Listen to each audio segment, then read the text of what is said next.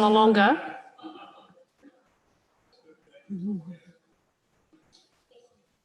Okay. Jim, can you hear us? Jim Vallalonga? Can you give us an indication that you can hear us, Councillor Vallalonga? Yes? Okay, lovely. Thank you.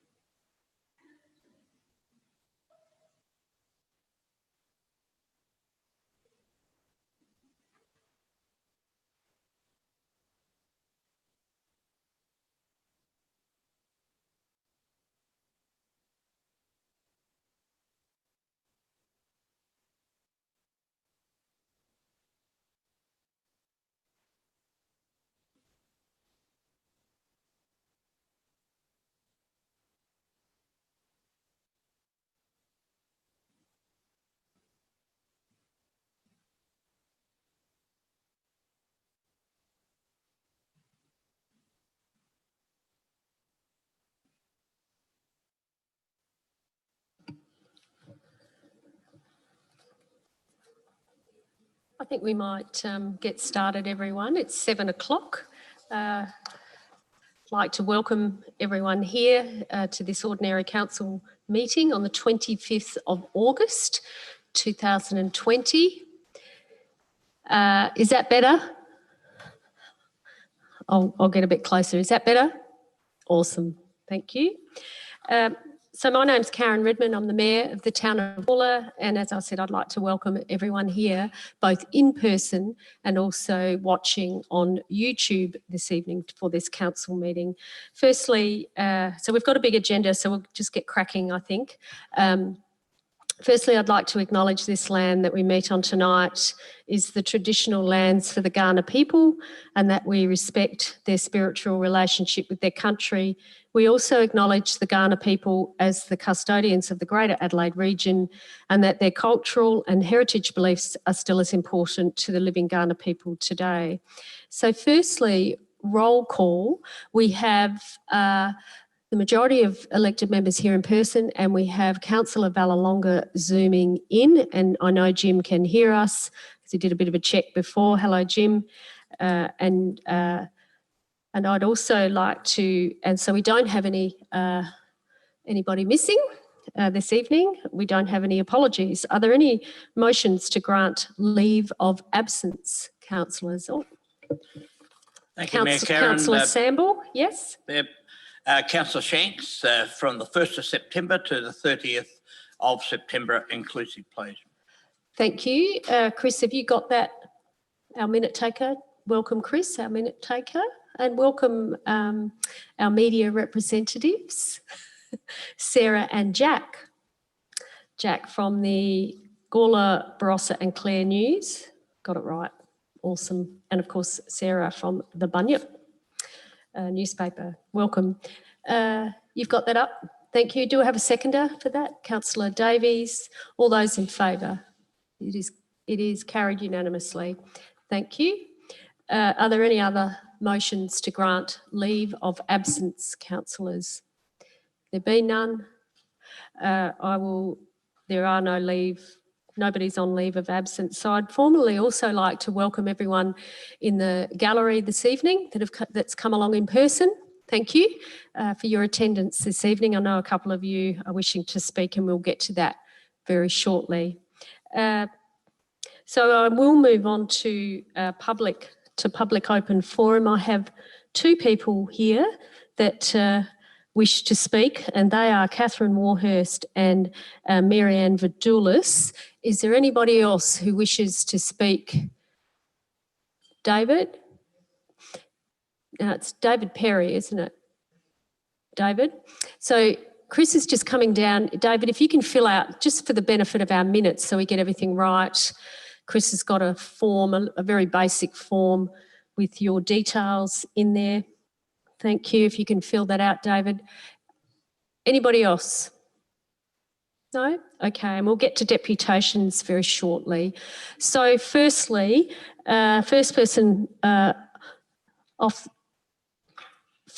to come up, I'll ask Marianne Vidoulis and then Catherine Warhurst and then you, David, in that order. And the microphone is just in front of us there. Marianne, if you can come forward, and hopefully the mic's on, David. You'll have 5 minutes each, and we will give you a 30-second warning, and I will keep to time. So if you could keep to time, that would be appreciated. Thank you, Marianne. Okay. Mayor Karen Redmond, is it working? Okay. Mayor Karen Redmond, CEO Henry Inat, Finance and Corporate Manager Paul Horwood, media representatives and all councillors, ladies and gentlemen. I want to speak regarding the Gala East separate rates imposed on 30 ratepayers to pay for the Potts Road, Adelaide Road traffic lights and the Gala East Link Road when our properties are subdivided. I will not repeat everything that I've written to you all, but I do want to point out this, that an impost like this is simply not proportional or fair in any way. If the property that we have is sold at about 1.5 million, 1.5 million, which is realistic for a development site, the separate rate tax on me of about $300,000 is 20% of the selling price.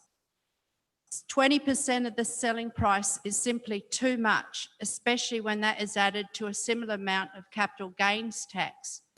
So $300,000 in separate rates and about $300,000 in capital gains tax, that's a total of $600,000 in tax on a selling price of $1.5 million.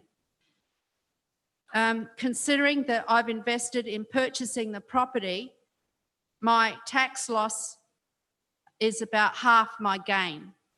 That's about 50% loss since purchasing the property. So I've lost half of my gain due to two taxes, and this is a 20-year investment. If I factor in a further loss of $500,000 due to the shortfall of the Highway Department taking 3 acres, they acquired and forced acquisition of 3 acres, then my loss is even further. My independent valuation for the 3 acres that were acquired by the Highway Department was $750,000. The Highway Department has only offered us $250,000. That's where we're out of pocket by $500,000. There's a shortfall there, and that loss is my loss. Now, I most likely will not even get the $1.5 million as the selling price, since it's unlikely to be sold before lot 1, 2 and 3 are purchased.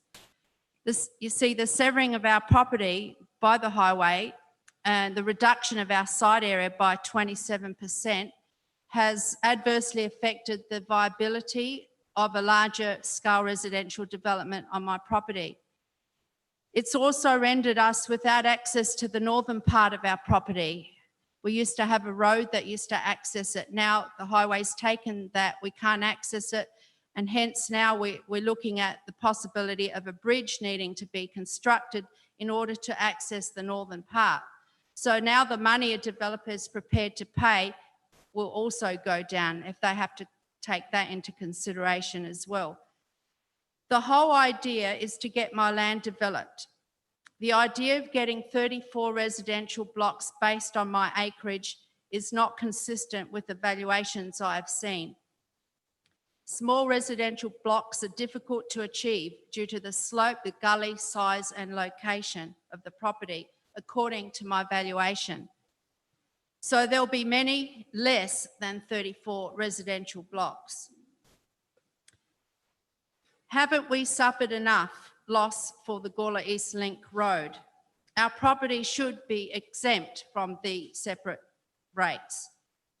The road has already cost me a lot of money, and now the separate rates are being added to it as well. I do not agree with a separate rate policy. The tax is far too much. It's a huge tax. It is disproportional and unfair.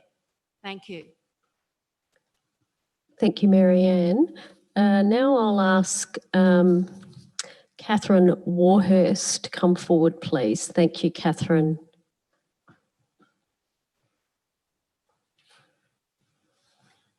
Thank you for the opportunity to address you all tonight. I'm here as the chair of the Climate Emergency Action Plan Working Group that was obviously formed as a resolution of the council here. Firstly, I'd like to say that obviously it is a difficult time with the pressures on the council at the moment with our COVID response.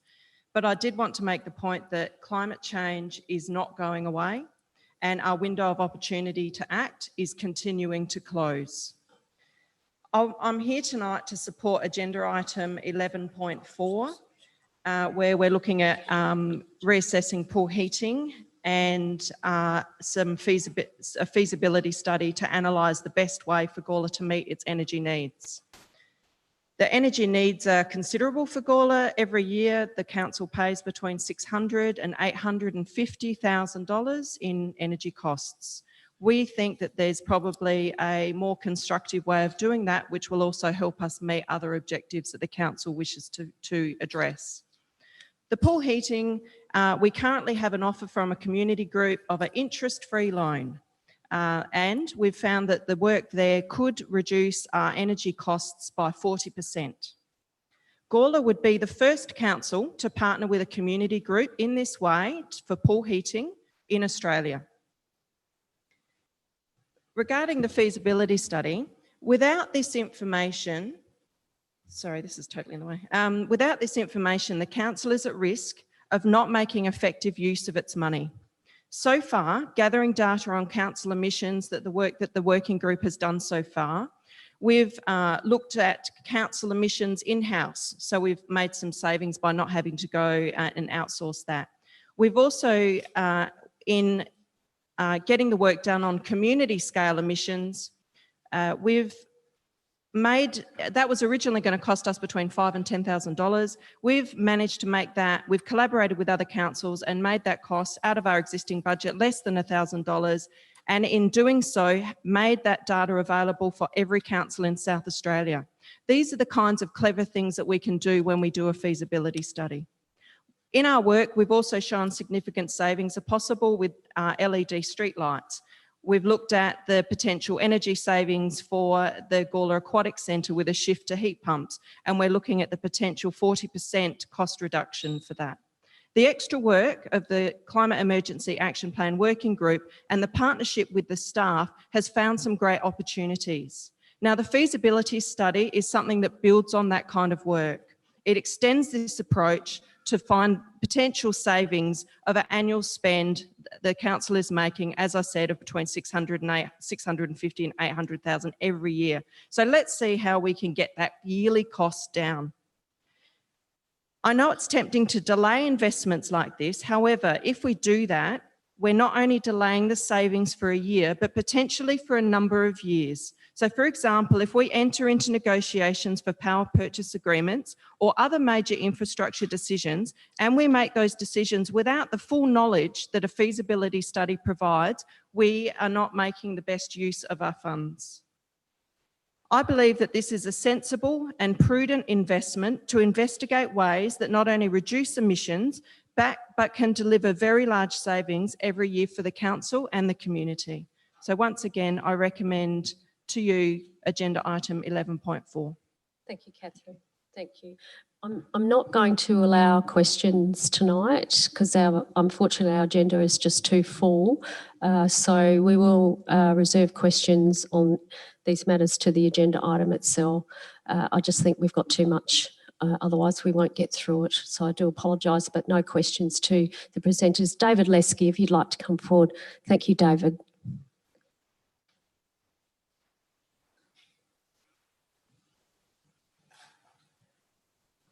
Good evening, Mayor, councillors and other members here. Yes, I wish to speak on the Gala East separate rate. I can't hear you, David. Oh, is this on? Well, it should be. Yep. If you could just speak really into the mic, that would be Yep. How's that? a little bit better. Yeah, Should be loud enough. that's Oh, a is that bit better. That's All right, better. thank you. Thank you. Good evening and thank you for the opportunity to speak on the Gala East separate rate. First, I'd like to thank the council officer for following up on my query and confirming my reading of the published separate rate policy, that there is an unintended clause there which negates the entire stated intention of the policy, which made the separate rate payable on change of ownership without development. And the office has recommended that that unintended clause be deleted, and I encourage councillors to agree to that correction because that entirely contradicts the stated intent of the policy. I still object to the Gala East separate rate being treated as a blank cheque for the council to pay for anything it likes, adding trees, footpaths, car parking. I object to the amendment of adding additional things to the previous amount. As I read it, there's $8 million owing to the state government, and then there's another $14 million allocated for various community infrastructure and facilities over the life of the project. That's a huge amount to spread over a small number of ratepayers, and to just arbitrarily add extra things to that is quite unreasonable. So I ask that the modification, including trees, footpaths, etc., be removed. I agree with the principle that beneficiaries should pay for the council expenditure that adds the value of property, but developers already pay for roads, infrastructure and open space as part of any development, whether or not there is. So this separate rate seems an unreasonable extra. I disagree that there is any benefit from the new road to Bowman Court residents, because we had good transport access before the road. The roadworks have degraded the livability and access to our area. As far as the supposed increase in value of our land for subdivision, because the highways land doesn't have a separate rate payable, and the other owners' land does have a separate rate of payable, the developers are not interested in the other owner's land because it's got hundreds of thousands of dollars council bill on top of anything that they would get when they can just cross the other side of the road, buy the land from the Highways Department and get it for no extra charge. So the consequence of that is that developers won't buy land from any of the other developers, from any of the other owners, until the Highways Department land is exhausted, and that's got room, 64 hectares, it's got room for hundreds of houses. So there will be nothing coming in from our side of the gully for a long time. The direct consequence of having this charge sitting on our rates notice every year to scare away anyone that looks at the property is that in the case of my late mother-in-law's property, the land removed for the highway has reduced her size of property, made it less developable in the first place. It's got a $250,000 bill on top for anyone that looks at developing it. So she's died. We'd like to sell the property, but it's practically unsaleable because of the separate rate. As far as our own property goes, we have no intention of developing, but if we were to just cut off some lots to give to our children to build houses for themselves, my reading is that we would become liable for $400,000 in separate rate just for the privilege of sharing our land with our children. So in conclusion, I think that this is poorly targeted. It's not going to make the return for the council that is intended. It's only hurting rather than benefiting the landowners who want to live in Gawler. And I ask you to consider how you can better manage your affairs without slugging a small handful of ratepayers. Thank you. Thank you, David. That concludes the public open forum. Now we'll move on to deputations. We did have two people that wished to speak, but Ms Hughes is not able to attend. So I will ask Council that we table that deputation into the minutes at some point this evening. So firstly, Mrs Glenys Cars, if you could come forward, please, with your deputation. Thank you.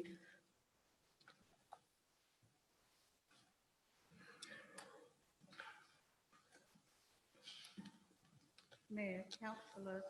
So if we just get that mic right in front of your mouth, Glenys, so that we can hear you. I'm a little bit. David might help you. Yes, thank you. I'm a little bit smaller than everyone else. That's better. Thank you. Whether you can see me over this is a different matter. Mayor, councillors, CEO, staff and the press. Councillor Tooley is one of only 3 councillors who was elected on first preferences. Now, to my way of thinking, that shows some support from the community. To say that people remembered his name from the last council doesn't make a lot of sense, because if that was the case, other councillors, pretty well all of the last council would have been elected. So people obviously think that Councillor Tooley is doing the best he can for them. Councillor Tooley always shows due diligence and thorough examination of the council meetings prior to the meetings. Hopefully all the rest of you do as well.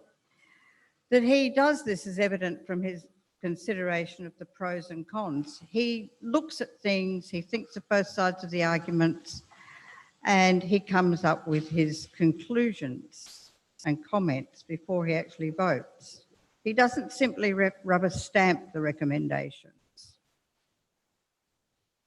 He thinks about them. If some councillors find this a problem, the fact that he thinks about them, questions them, it is not the fault of Councillor Tooley. That's the way things should be. I expect everyone to be as thorough with their considerations. What you do in council affects every single one of us as residents of Gawler. And the fact that he does this with thoroughness doesn't really indicate that he's got a behavioural problem. He's vocal, yes. He can be exacting with his comments, yes. He'd agree with that, I'm sure. He's not disruptive and argumentative or difficult just for the sake of it. In fact, he's not disruptive at all. What he is diligent and putting his point over. He's trying to ensure that the issues and the results of the issues being discussed get the right and the best results for us people who live in Gawler. I've been on committees where there have been robust discussions, and that's part and parcel of what goes on. You should expect in a committee like this to have a robust discussion. That is proof that you are doing your job. A council meeting is not meant to be a pleasant Sunday afternoon tea party. It's meant to be a job that you need to do thoroughly.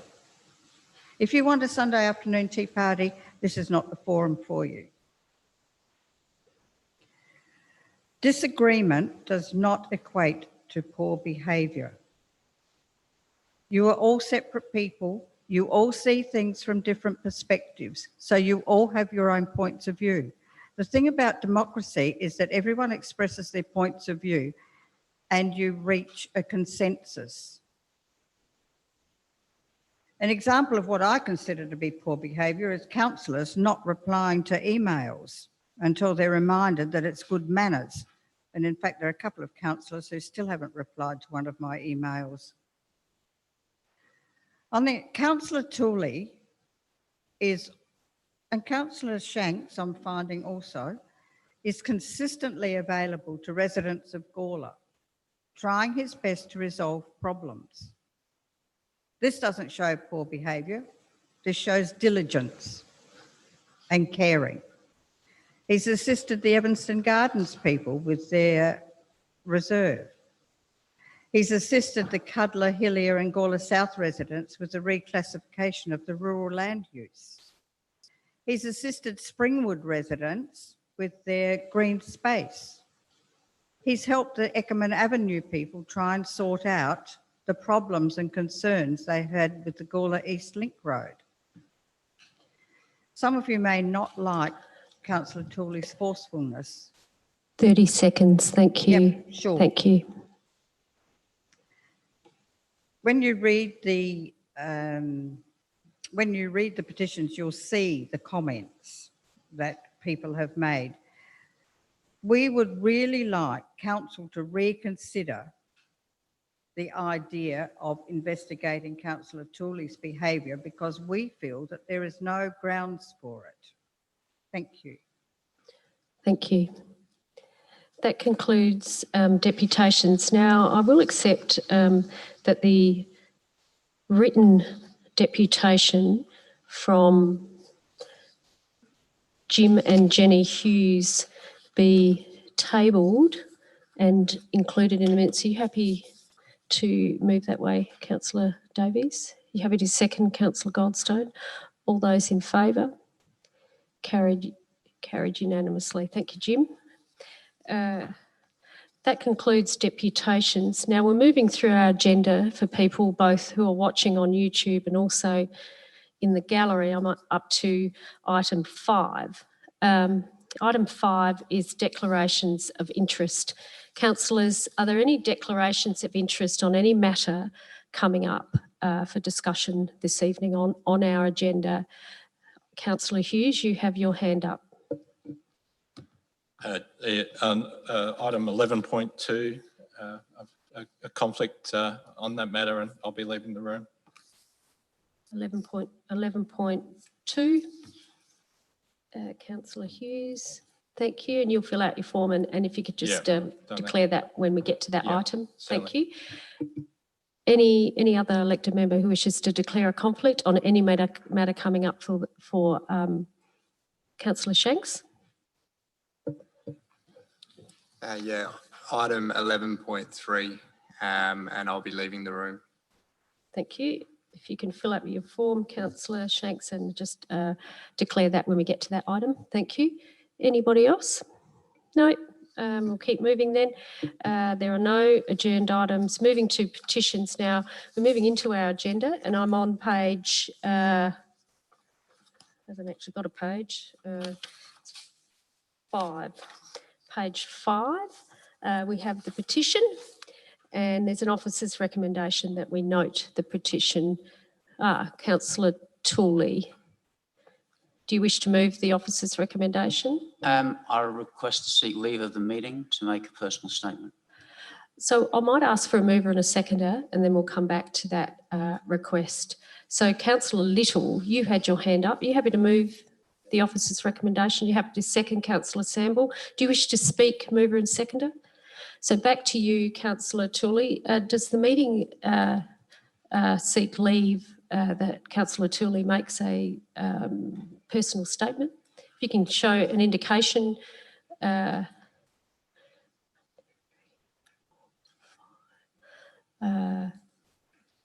You have leave. Thank you, Mayor.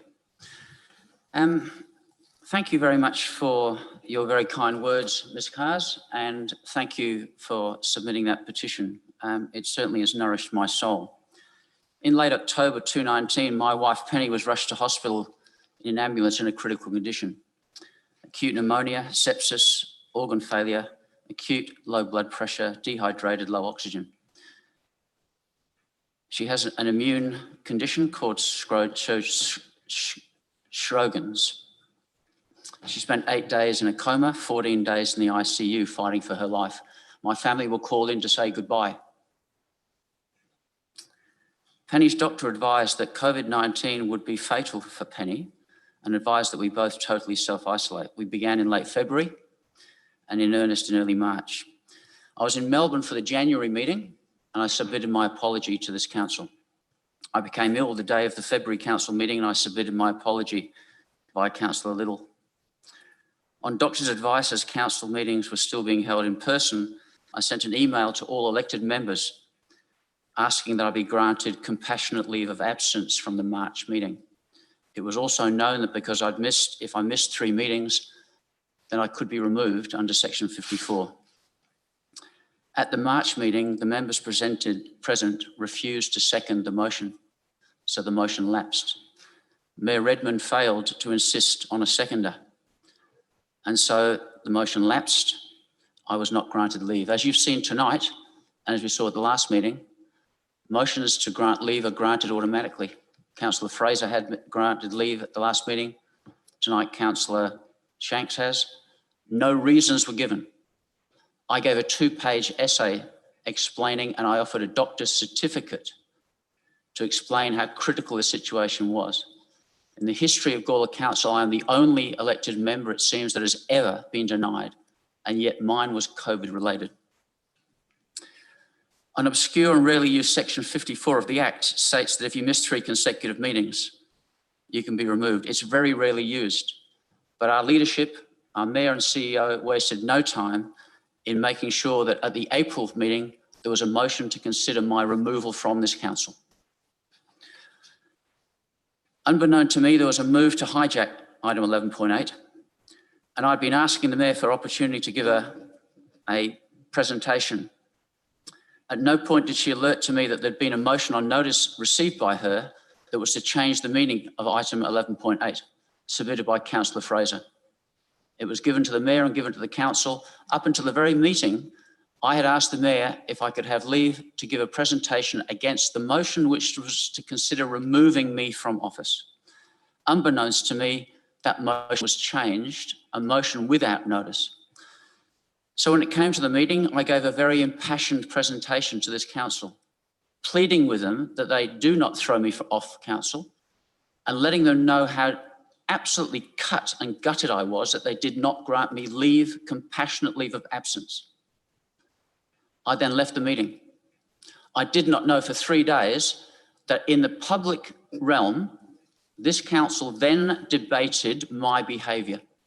They actually said that to remove me for missing 3 meetings would be a bad look. Better to investigate him, they said. And in the public camera, it was declared that I was a bully.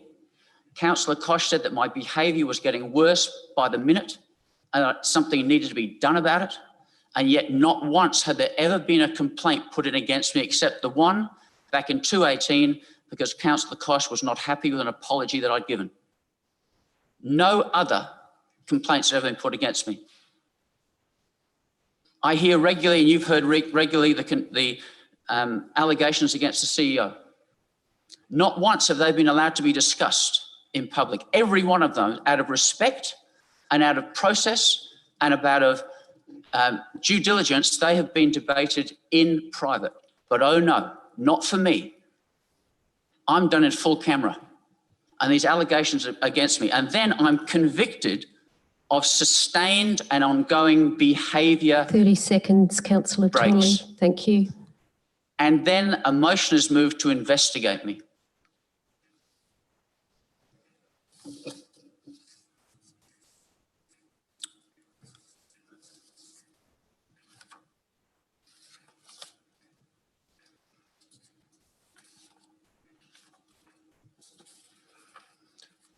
To say that I'm gutted at what's happened and that now I'm to be investigated. 5 minutes is up, Ian.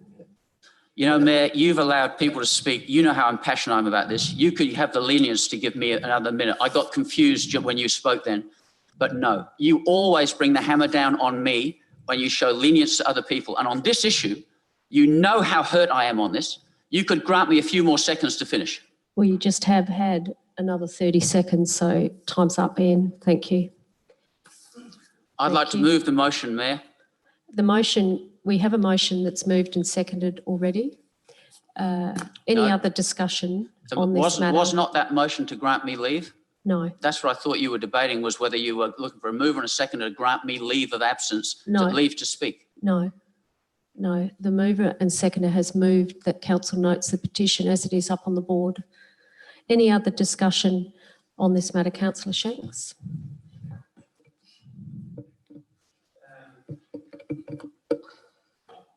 Yeah, so this item has been one of the items that's been hanging over us as a council. You can see the passion that Councillor Tooley has, and you can even understand a lot of it. This item 11.8 came to us at a time where we did not need it to come to us. It was a grenade. You can see what's happened, and here we are. We have time wasted in angst in a very difficult time. We've got a petition of 134 residents that are disgusted with the actions that we've done. I've got to put my hand up because I actually voted for that item on the night, and I spoke. I was actually the one that said this would be a bad look.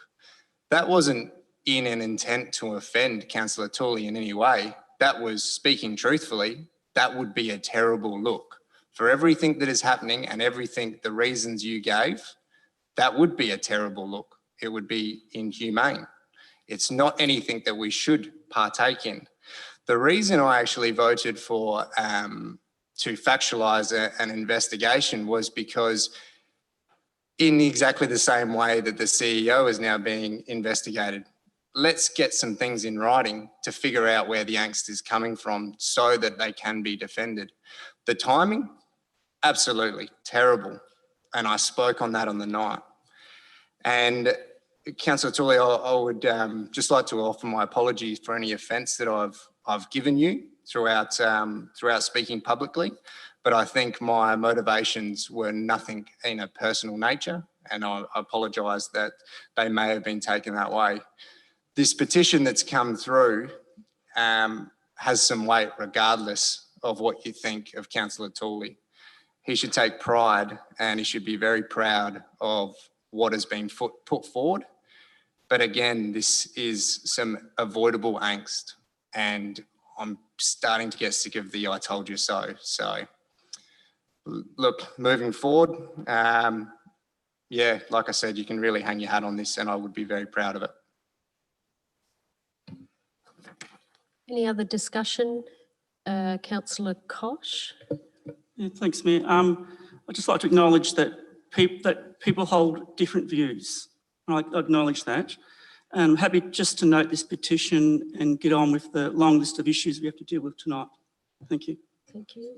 Councillor Tooley, you got a question? No, I want to speak in favour of the motion. You've already spoken. No, I haven't. I gave a personal explanation. It's completely separate. I'll accept that. You can speak. Thank you. I'll just be very brief because I'll just finish off the notes where I got distracted. So as I said, they commissioned an investigation. No cover of confidentiality afforded to me. Always to the CEO in every case under his very serious allegations. No complaints ever made against me by the members. Continually reminded in this chamber by members that we must follow proper procedure. I've heard it continually. And yet we have a grievance procedure and a complaints handling procedure. No one has put complaints in against me. And I've made it public. I would welcome that. You might not like what I say, but it is not illegal. It's not a breach of the code. And if you do think that, then put in a submission. Someone thought I had leaked a confidential document. Fair enough. They followed a process. The process went through and showed I did not leak that document. No right of reply was ever offered to me. No opportunity for me to defend myself when that motion was snuck in as a motion without notice. No natural justice. And I guess the last 2 points I'd make is that what makes me very disappointed in this chamber. You have all witnessed me over the years being willing to move rescind motions where I think an injustice has occurred. And I give you the reasons and the grounds for that. I did that to support Councillor Vallelonga when he was very quickly thrown off council. And I fought hard to help him get back on. I would do that for any of you, but not one of you, knowing my hurt, has ever moved a rescind motion to try to undo what I think was one of the most despicable acts of this council. When you failed to give me compassionate leave of absence and then you moved to bash me with that investigation. And my final point is to the people of the town of Gala and to those people that signed that petition. What you have done on that has nourished my soul. The words you have put on there have encouraged me when I felt very dark about this. And when I look at the photographs of my wife on that life support, like you see in New York with COVID, I'm reminded of how close I came to losing her. And not one on this council other than Jim Vallelonga reached out to me, Nathan at the end, because he didn't know. He was never told.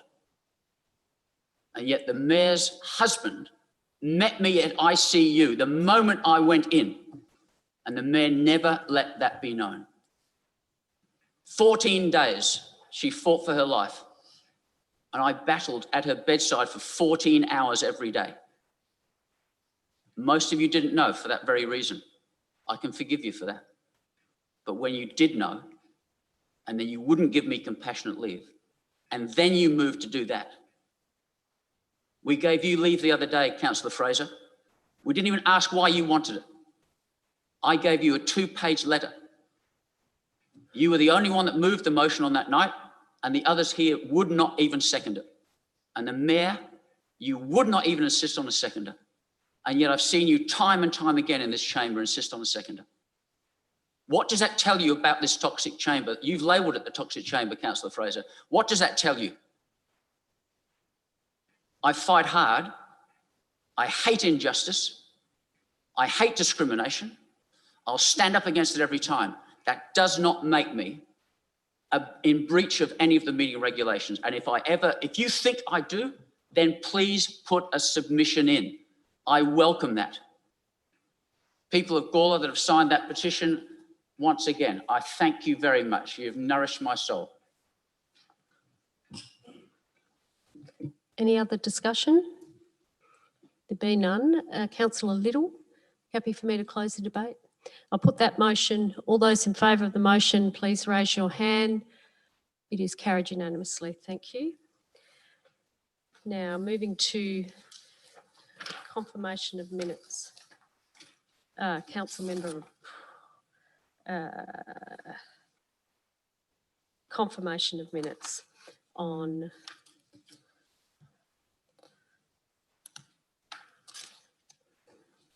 so we have 4 sets of minutes as per our agenda, and I'll go through them one by one.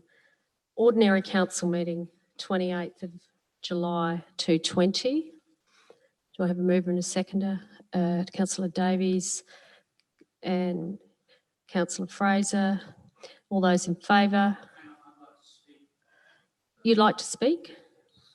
Okay. Councillor Tooley.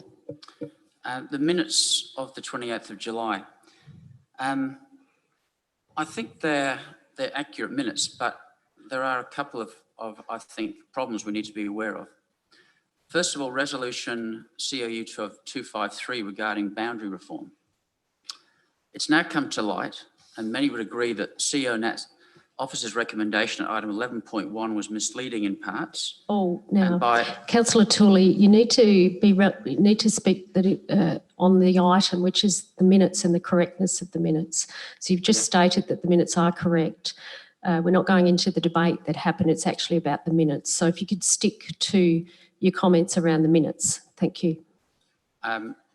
Well, the item regarding boundary reform should be revisited, Mayor, because a decision was made based on inaccurate information. We've had a letter from the Mayor of Light pointing out the very significant So if you could inaccuracies just in the focus officer's on report. the correctness of the minutes, that would be quite useful. If you could stick to your comments around the correctness of the minutes, that would be, if I can keep you on that path. Thank you. Well, I'm confused, Mayor.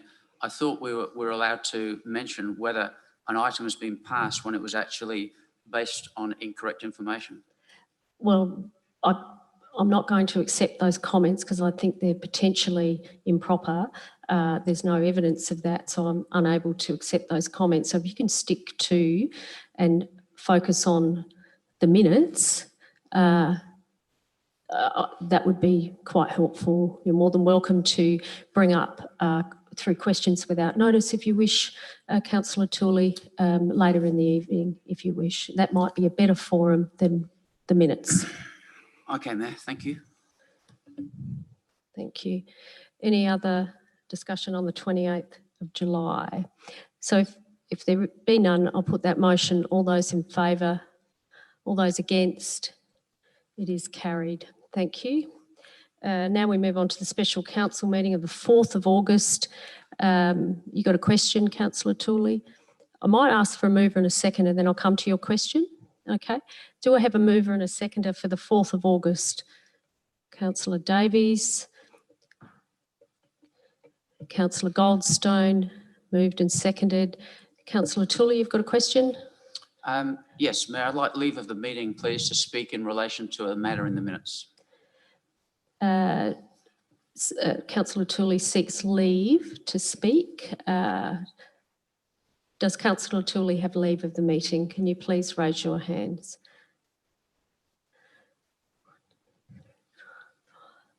You have leave. Thank you, Mayor. At the meeting on the 4th of August, the 20th special council meeting, at the meeting, instead of being allowed to speak uninterrupted, Councillor Hughes interrupted me several times in that meeting, the minutes that we're looking at now, calling a point of order, insisting that I was misleading the chamber. When I illustrated the point that I was making regarding the matter at the time, which was the legislative changes, and I illustrated that by talking about a time I was thrown out of the council for a trivial matter. Councillor Hughes kept insisting that I was misleading the chamber when I said that the matter was trivial, that the mayor had sent me out and that the members voted to bring me back into the meeting, having So, declared... Councillor Tooley, I'm going to call a point of order as the chair in relation to the minutes. This is about the correctness of the minutes. It's not about the detail of the debate. Again, you may wish to bring that up under questions without notice. And I make this point of order under section 16 of the meeting regulations, subsection 5, which states the contribution of a member must be relevant to the subject matter of the debate. So we're talking about the correctness of the minutes. So if you could keep your comments either to the correctness of the minutes, if not, perhaps bring it up at questions without notice. May I move that your point of order be overruled, which is allowed by the regulations? It is allowed, yes. Yep, because I am speaking to the minutes. I'm talking to the matter where it was recorded in the minutes that a point of order twice was called against me. So I call that we overturn your ruling, please, Mayor. Okay, the presiding member, a member may draw attention and must state briefly the nature. I've stated the nature of my point of order. If an objection is taken to the ruling of the presiding member, a motion that the ruling not be agreed to must be moved immediately, which you have moved. Do we have a seconder for that? Yes. Did Councillor Tooley not just seek leave of the meeting? Yes, but he's also moved a point that he overruled, that the point of order be overruled, so he's moved that way. But nobody seeked leave of the meeting, so therefore he's making a personal statement. So therefore we voted to listen to the personal statement. Yeah, but I've called a point of order and he's moved a motion to overrule my point of order, which is allowed for in the regulations. And he has to do that immediately, which he has done. So I'm asking for a seconder. You're seconding that? Okay. I'm entitled to make a statement in support, which I have done. It is allowed for under section 16, subsection 5, that the contribution of a member must be relevant to the subject matter of the debate. The subject matter is the correctness of the minutes, confirmation of the minutes. It's not about the actual debate that occurred on the night. So we're talking about whether the minutes are correct and not the detail of the debate that happened on the night. That is a separate matter. So that is my explanation. So I'll put that motion that the point of order is overruled. All those in favour, please raise your hand. All those against? It is lost. Thank you. You may continue, but if I may suggest respectfully, Councillor Tooley, that you stick to the correctness of the minutes. Thank you. Minutes record that 2 points of order were called against me, but they were called against me on wrong information because, as you know, and I've circulated many, many emails pleading for your help, I have proven beyond doubt that at that meeting that I was referring to, I was in fact asked to leave by the Mayor. I was immediately voted by the members to come back in. So I'm sorry, Councillor the matter was Tooley. trivial. So what I'm saying, Mayor, is that the... I'm sorry, Councillor Tooley. You're not focusing on the relevance of the matter. So I'm sorry, Well, I need to stop you there. Could I just We can move on. Could I just point something out there? I asked the LGA for advice on this, and the LGA advice was that I could do this and that I could ask for an amendment to be made to the minutes. But you've already spoken. You've already spoken in the debate, and you've spoken What for a do you number mean? of minutes. I'm making a personal statement. Well, you're speaking. I'm taking it that you're speaking No, but to you're the. not, because I haven't spoken. That's just a personal statement. I asked for a personal statement. Well, and I was granted. I'm assessing that you've spoken in the debate. I haven't spoken in the debate, Mayor. I have not spoken. Okay. The video record will show I have not spoken. What I did is I asked for a Yeah. special leave of the meeting. Yeah. Yeah. All right. Look, I will allow you to put an amendment. However, if the amendment contains language that is improper, derogatory, potentially defamatory, I will not allow it. So if you do have an amendment, I suggest you provide that to me so that I can assess whether I can allow the amendment. And if it can be given to me, please. Thank you. I don't know. If you could just... This is my notes. Yes, thank you. So that is the motion. Yep. And I took advice from the LGA. Okay, so I don't work for them, but thank you for your comments. I can't accept this. You're saying was based on incorrect information. So I'm unable to accept this amendment. I'm not going to read it out. I'm not going to read it out. I am unable to accept request that the minutes note that the point of order was based on incorrect information presented by Councillor Hughes and that Councillor Tooley was not suspended from the meeting, nor was he censured. I'm not able to accept that. So I'm not able to accept that amendment. I'm sorry.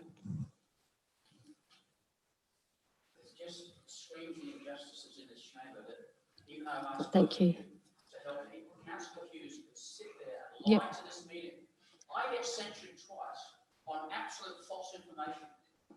Councillor Hughes lied to this chamber, and I proved it in the minutes. What he said never happened. Okay. And I'm censured. So is there any other discussion? Is there any other discussion on this matter? And we're talking about...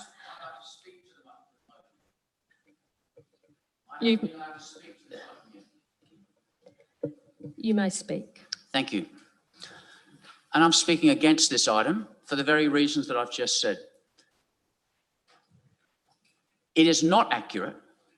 I have been a point of order called against me because I was accused of being censured, one of the most serious things that can happen, in this chamber by Councillor Hughes, and it never happened.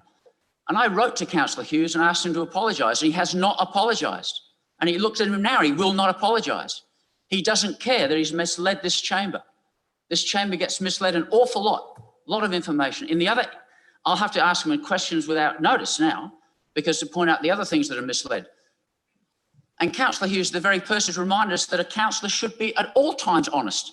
He reported that in the bunyip at the time when he was having a go at me. And I cannot support these minutes if they contain information like that. The minutes are meant to record honesty.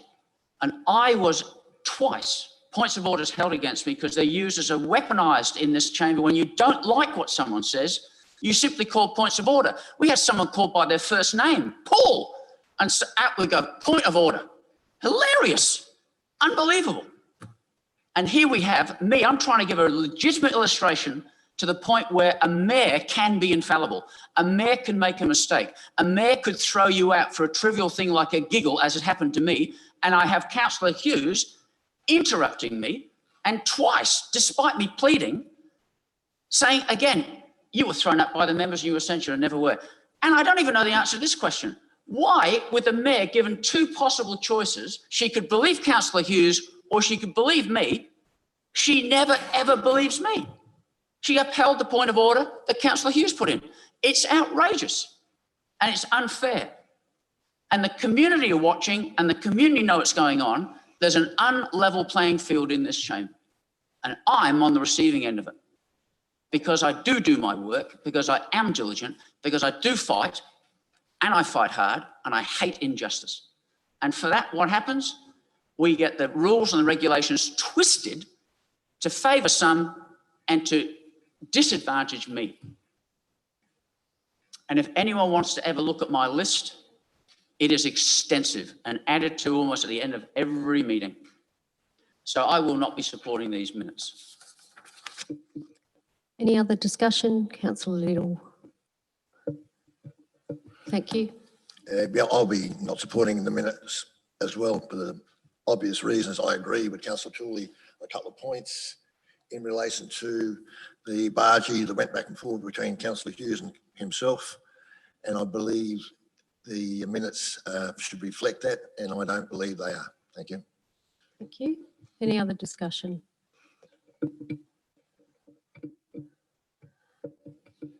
There we go. If there's no other discussion, Councillor Davies, I'll put that motion. All those in favour of the motion, please raise your hands. All those against? They're carried on the casting vote of the Mayor. Thank you. Now we'll move to special council meeting 11th of August, looking for a mover and seconder that way. Councillor Little, happy to move. Thank you. Seconder, Councillor Fraser. Have you got? Okay, you got a question? On page 2 or 3, I just want some clarification there. It says Councillor Vallelonga declared an interest in 5.1 and will deal with the matter by leaving the room. It doesn't say whether it was perceived or whether it was a material and what part of 5.1, because that was actually the budget. So I just want some clarity on what the conflict was. All members fill out a form. So Chris, Councillor Vallelonga has filled out his form. So we can clarify that, perhaps not tonight, but we can clarify that. Okay. Okay, thank you. Any other discussion? If not, Councillor Little, I think you moved the motion. I can't see it, but you moved the motion. I'll put that motion. You happy for that? Yep. I'll put that motion. All those in favour of the motion, please raise your hands. It is carried unanimously. Thank you. And finally, the 17th of August, we have a special council meeting and minutes of the special council meeting, looking for a mover and a seconder that way, so we can endorse those minutes. You happy to move? You weren't here. Anybody wishing to, you happy to move? Councillor Davies, do I have a seconder? Councillor Sample, thank you. Any discussion? Councillor Tooley. Yeah, two questions, if I may. Yep. Given the very public disclosures in the media about the investigation into the very serious allegations that staff have made against CEO Nat, and the very public termination of the recently approved investigator Belinda Richards concerned likely conflicts of interest, two questions are, where are we up to now with that investigation? And what? So we'll take those questions on notice. The discussion is confidential. Is it? Is that confidential? Is it? It's been in the media. The discussion is confidential, but we will take your questions on notice, Councillor Tooley, and we will provide, staff will provide an answer to you. Shall I ask So them if you then? can- Shall I ask them later? I beg your pardon? Shall I ask them later in the meeting when you come to questions without notice? Is that what you want me to do? That's probably a good idea. Yeah, okay. Okay, thank you. Okay, so any other discussion? If not, Councillor Davies, you happy for me to put that motion? I'll put that motion. All those in favour, please raise your hand. All those against? It is carried. Thank you. Business arising from minutes. And moving on to council member reports. We have the minutes from the Gala District Health Advisory Council, and Councillor Hughes, you attend that. Anything you wish to add? No. Councillor Shanks, you had your hand up. Just a question on process, if I may, Mayor. Item 9, business arising from minutes. Would that be more recommended for Councillor Tooley in the future to bring up the items that he flagged tonight? Potentially. It depends on the nature of the language used, but yes, could do. We had a lot of questions, so I'm happy to take it at questions without notice as well. Thank you. Any council member reports? Councillor Davies. Yeah, well, first of all, last night I went to the Gala District Governing Council, representing the council, and they were quite happy. Last month, I mentioned that they were having trouble with the crossing out by the Bunnings outside of their school, and they've said that the council staff have contacted them, and there's been a meeting with council staff and Deputy and the school, and talk about introducing new signage and that kind of thing. So they seemed quite happy on that front. And then I also represented the mayor at the Sala exhibit for Trinity College, and they had some great art there, both traditional art as well as a lot of interesting new technology like 3D art in virtual reality with a headset, which I tried for a short time, and that was quite interesting. So yeah, and then Trinity College, I'll also be attending on behalf of the mayor their musical coming up of Footloose, so I'm looking forward to that one. Thank you. Any other? Councillor Little? Yes, I ran a small function on behalf of the council and the RSL in relation to VJ Day at Pioneer Park. There were about a dozen people attend. I did it low key because of the obvious COVID implications. It was, I laid a wreath on behalf of the mayor as well as the town, the RSL. It's all right, I fixed it. And I also did one, I represented another one at our club as well. I put a note on our Facebook page to notify people that it had occurred, and I formed a bunyip as well. And afterwards to say that, because I was contacted off camera by why aren't we doing anything? But we were doing it, and we were told by headquarters to keep it low key. So that's what we did. But just as an aside, it was very well reported afterwards. People saw the bunyip and saw our Facebook page and thought it was a great initiative from the council and the RSL to do it. So just thought I'd keep you informed. Thank you. I've been to a number of events over the last month. the official opening of the new exhibition, Fire the Cannon, which is in the Heritage Gallery. It's open now, it's free. I really urge you to have a look. It's really well set up. It commemorates the 150th anniversary of the laying of the foundation stone of this building, the Institute. I went along to a Trees for Life planting event, was federally funded at the Williston Cemetery. Over 1,000 plants were planted to regenerate the native vegetation that is there. It is remnant vegetation and it's quite exquisite. It's a beautiful reflective space. I urge people to go and have a look. Walker Place redevelopment happened on the 3rd of August and a few elected members came along as well as the consultants, the builders, etc. It looks fabulous at Walker Place, so I urge people to go and have a look and enjoy that space. I went along to Triple B FM with Margaret Williams. I catch up with her every month and talk about what's happening in Gala, and that was really enjoyable.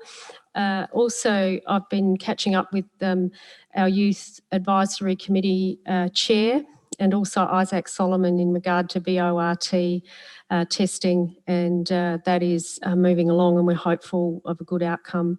I also beamed in to the Premier and the Deputy Premier and the new Minister for Local Government, Vicky Chapman, to discuss COVID-19 and just keep local government updated. Nearly all the mayors across the state beamed in via Zoom for that meeting. So, yeah, and I also went along to a Williston and South Gawler football game a couple of weeks ago. Yes, and that was really enjoyable as well, particularly the under-17s, although I was barracking for Williston, but South won, which they're a very good team. And that's my monthly update for what I've been up to. Councillor Hughes. Just a question on the VoIP testing, because it is quite I've got 3 teenagers and it's a big issue in our household. And I know the youth of Gawler are suffering, having to try and get their licence. Can you actually give some details of what headway's been made? At the Walker Place redevelopment, I had a chat with John Dawkins, who opened the event for us. And he was going along to the YAC meeting after the opening, and I asked him if there was anything he could do as a conduit or intermediary. And he spoke to the YAC, and he is going to take it up with the new minister, Minister Wingard. So there's never any promises in that type of thing, Councillor Hughes, but you never know where it might go. So that's why I met with Isaac and Angus to talk about, that, because it is an issue and it's not going away. And let's see where that goes. Thank you. Okay. I'm happy to accept a motion that we accept the written tabled events and the verbal update. Councillor Samble and seconded Councillor Fraser. All those in favour? Carried unanimously. Thank you. Thank you for your updates, elected members. Okay, so now we move on to officer reports. And our first report is Gawler Business Development Group, and I welcome the Chair, Louise Drummond, and also Karen Braum, who are here. Now, ladies, are you going to speak or just happy to answer questions? Speak very briefly, Mayor. Okay, thank you, Louise. Welcome. Right, thank you, Mayor, councillors and council staff. Just a obviously very quick presentation for you this evening. We have a very strong board with the Gawler Business Development Group, very broad cross-section of businesses represented on there. Our thrust since COVID has been to cancel all face-to-face events and put the money into our marketing concepts, which has meant that we've had videos made that are on every platform that we use. There has been an enormous amount of engagement from that, and it's generated inquiries and services for members and inquiries from home-based businesses as well, which is really terrific. And there's been a great deal of work done with businesses that have suffered through this pandemic. And so the money that we had set aside for other projects that included the face-to-face things has really been redirected to the response and recovery assistance for those businesses. Karen, as our executive officer, can take you through the figures, and both of us would be happy to answer questions should you have them. Thank you, Louise. Are there any questions for either Louise Drummond or Karen Braun? Councillor Tooley.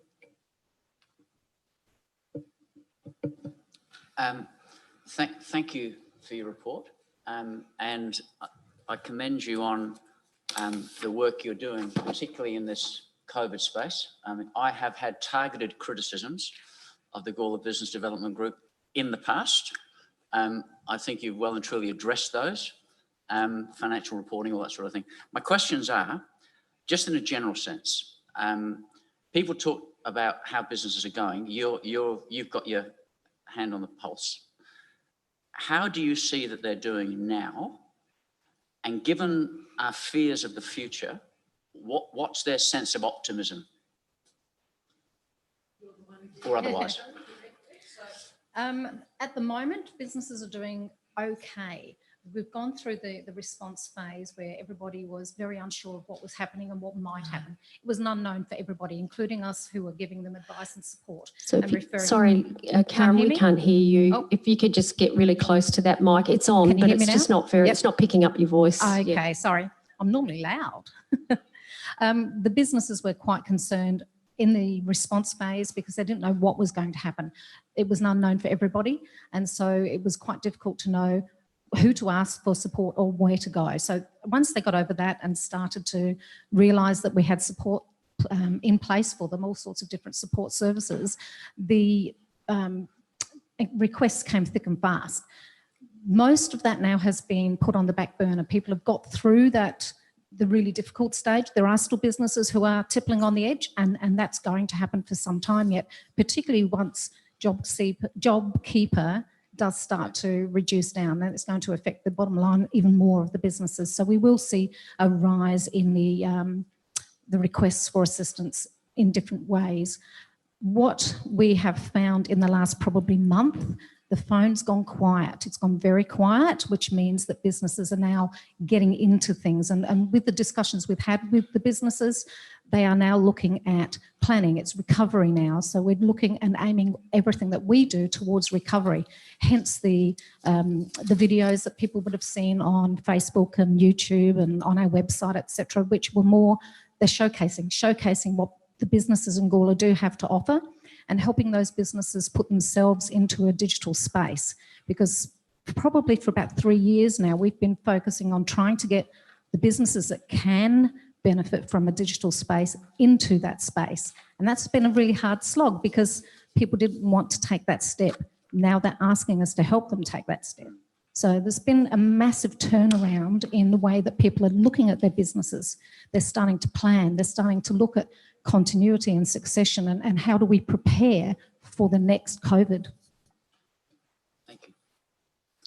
Thank you. Thank you, Karen. Very comprehensive answer. Any other questions for Karen and Louise? Thank you. Thank you, ladies. Thank you. Thank you for all the work you do. Okay, so we have a report, a very thorough report, and we also have an officer's recommendation. Are you happy to move that way? Are you happy to second? Do you wish to speak at all? No, you're all. Councillor Shanks? Yeah, I'd just like to commend Gawler Business Development Group on their action, especially this year. It was a fight or flight sort of year for everyone, and they've definitely fought. You know, even just in the reports, we see 104 business assists. Now, just to put a bit of clarity to that, I think we're on, and I'll probably be corrected here, we've probably got about 2,300 businesses. So something like that in our Gawler area, where we have a Gawler Business Development Group that is assisting nearly half. That's just fantastic. And just a little plug for Saturdays on Sambo. Sambo on Saturdays, I thought he would take that opportunity, but yeah, really hope that'll continue through. Even just on a personal level, I'm learning things from my local businesses that I wouldn't otherwise. So yeah, I think the direction and the steps have been fantastic. So it's good to see that continue on. Thank you, Councillor Davies. Yeah, so I think there's been a lot of good work over these past few months, especially. I want to acknowledge the work that Shane Hogan and his marketing company have been doing with both with well, not just marketing, but also camera work and all that kind of thing for Sambo on Saturdays, as well as various other things. It's been a very, very good professional job there, and it's really been activating the Facebook pages and all of that. And that's something that I sort of have high standards in that field, and I'm sort of a bit iffy on a lot of people who say, oh, I'm a marketing guru or that kind of thing, because I feel like there's a lot of, you know, snake oil salesmen in the mix there. But like I've been legitimately impressed by the work there, and hope we can keep up the level of interaction that's been had these last few months with the business development group. Thank you. Any other discussion, Councillor Kosh? Yeah, just briefly to emphasise the same thing. I think we've seen the businesses in Gala get hit and struggle, and the Gala Business Development Group has really stepped into that zone, and I think and really strengthened their presence. I think the number of businesses that have realised that there are other ways to attract business has grown. They've been enlightened in that respect. I think their access with social media and online bookings, etc. And I'm surprised, like you, Councillor Shanks, that Sambo hasn't spoken, because I think he's on that board. And his Sambo on Saturday or Sunday, whichever day you do it, is again, it's playing its part to give a voice to the businesses. And, you know, we're all concerned with empty shops, and that's only one part of the businesses. There's all those businesses behind those shops as well, and the other streets and parts of Gawler. And it's tough times. So the more help we can give them, and groups like this that are getting in there, then accolades to them. Thank you. Any other discussion? If not, Councillor Sambo, are you happy for me to put the motion? Happy to put the motion, yes. I won't say nothing about Sambo on Saturday, Thank you. I'll put the motion. All those in favour of the motion, please raise your hands. It is carried unanimously. Thank you. So moving on to page 12, Gawler Power Alliance. Now, Councillor Hughes, you wish to declare a conflict? Yeah, I wish to declare a perceived conflict as an employee of the Northern and York Landscape Board, and I'll be leaving the meeting. Thank you. We'll allow the minute taker to reflect that, and you'll leave the room. And we have a speaker, Mr. Adrian Shackley, who will allow Councillor Hughes to leave the room.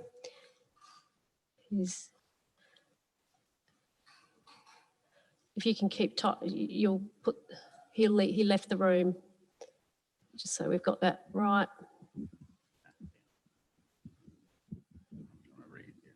So if we could just put that he's left the room. Oh, thank you. Thank you. Mr. Shackley, thank you. Thank you, Mayor and elected members.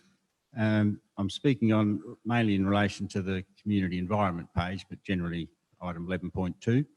Community environment page has been a feature in the Bunyip for more than 10 years, and I'm sure all of you have read it regularly as it appears bi-monthly during that time. It's been a reasonably popular section of the paper, I think. It's been also, perhaps surprisingly, relatively uncontroversial, given it dealing with subjects such as climate change and other matters that often cause significant debate. The coverage of the Bunyip's about 18,000 people per week, so it's a very good opportunity relating to community information and community education. The previous sponsorship arrangements with Adelaide Mount Lofty NRM fell in a hole a couple of months ago, with the changeover with the landscape board situation. Fortunately, it looks like a new setup is in sight with both a negotiated lower price for the sponsorship and two sponsoring organisations, Northern York Landscapes and Light Regional Council, agreeing to contribute 1/3 of the costs at this stage. And I think councillors have seen the emails relating to that. As you would have seen from the emails that I sent in earlier, we were hoping this matter might have been dealt with in a more faster way, I suppose, but I know good process is important, but also shows an efficient decision making. And already for this year, we've had the July issue produced, and still we're not settled on what's happening with sponsorship, but I hope that'll be dealt with tonight. Could I say that Gala Council has a lot to gain in future years by good relationships with the Northern York Landscape Board, given particularly current office arrangements at the Administration Centre, staffing at that centre, and the arrangements that relate to the Gala Environment Centre that operates out of there. And I'd like to say that Kathy Witter, who's the coordinator for the Gala Environment Centre, is here tonight as well, and has an interest in this matter as one of the sponsoring organisations. So council does need to work on that landscape board relationship, and it needs staff involved in that process. The grant option that was suggested in the officer's report is not seen as the best option. It doesn't really fit the grant guidelines that are set out in the attachments. The timing's not right for dealing with financial year budgets, and it's really a one-off process. That's when this is potentially an ongoing process, albeit subject to review each year as part of a budget. The proposal is intended as a sponsorship by council and the other organisations involved, and that can be recognised, rather than some sort of grant to other organisations involved. So the cost to council is pretty minimal. Staff time involved is also minimal because the coordination and editorial sort of management's handled by the community volunteers. That's the input that we make as community organisations. So I suggest that compared to a council managed process, this is a bargain arrangement. Can I also say that regional papers are an important part of our community, and they do need support and recognition, and this opportunity assists in that regard. And I know council's been having some discussions relating to that before. So I think the proposal is good for the council, it's good for the Bunyip, and it's good for the community. In relation to the Northern Coast and Plains Advisory Committee, which is also reported on, I don't think there's anything contentious about that, but if anyone's got any questions, I'm happy to answer them. I've been the chair of that group for the last few years. Thank you. Questions, Councillor Tooley and Councillor Samble. Mr. Shackley, I read that section of the Bunyip regularly, and I have to say I was disappointed at a real lack of coverage of what was one of the most significant decisions made by this council to declare a climate emergency. You touch on climate change, but very almost silent on that issue. My question is, who is the editor for that page? Well, the editorial arrangements have been worked out previously between the Adelaide Mount Lofty NRM board and the community organisations under the umbrella of Gala Para Alliance, which has mainly from Gala been Gala Environment Heritage Association, but it also involves other groups from Adelaide Plains, Barossa sort of area, Kapunda, etc. So, I mean, I've taken a fair bit of that responsibility, but it's not just me, it's other people who play a role in that. And, the input from the sponsoring organisations tends to be at their, they put in the input, and providing it fits the bill, then it just goes in. So there's no editorial particularly in relation to that. Sorry, and what was the second question? Okay, Thank you. Okay. Councillor Sample? Thank you, Mayor Karen. Yes, Mr Shackley, I certainly support this all the way, but I have a question as to why the Playford City Council and the Adelaide Plains Council are not involved in supporting this, especially they're part of, you know, we're all in this together type of thing. And I'm just wondering why they're not included in the funding costs of covering this particular matter.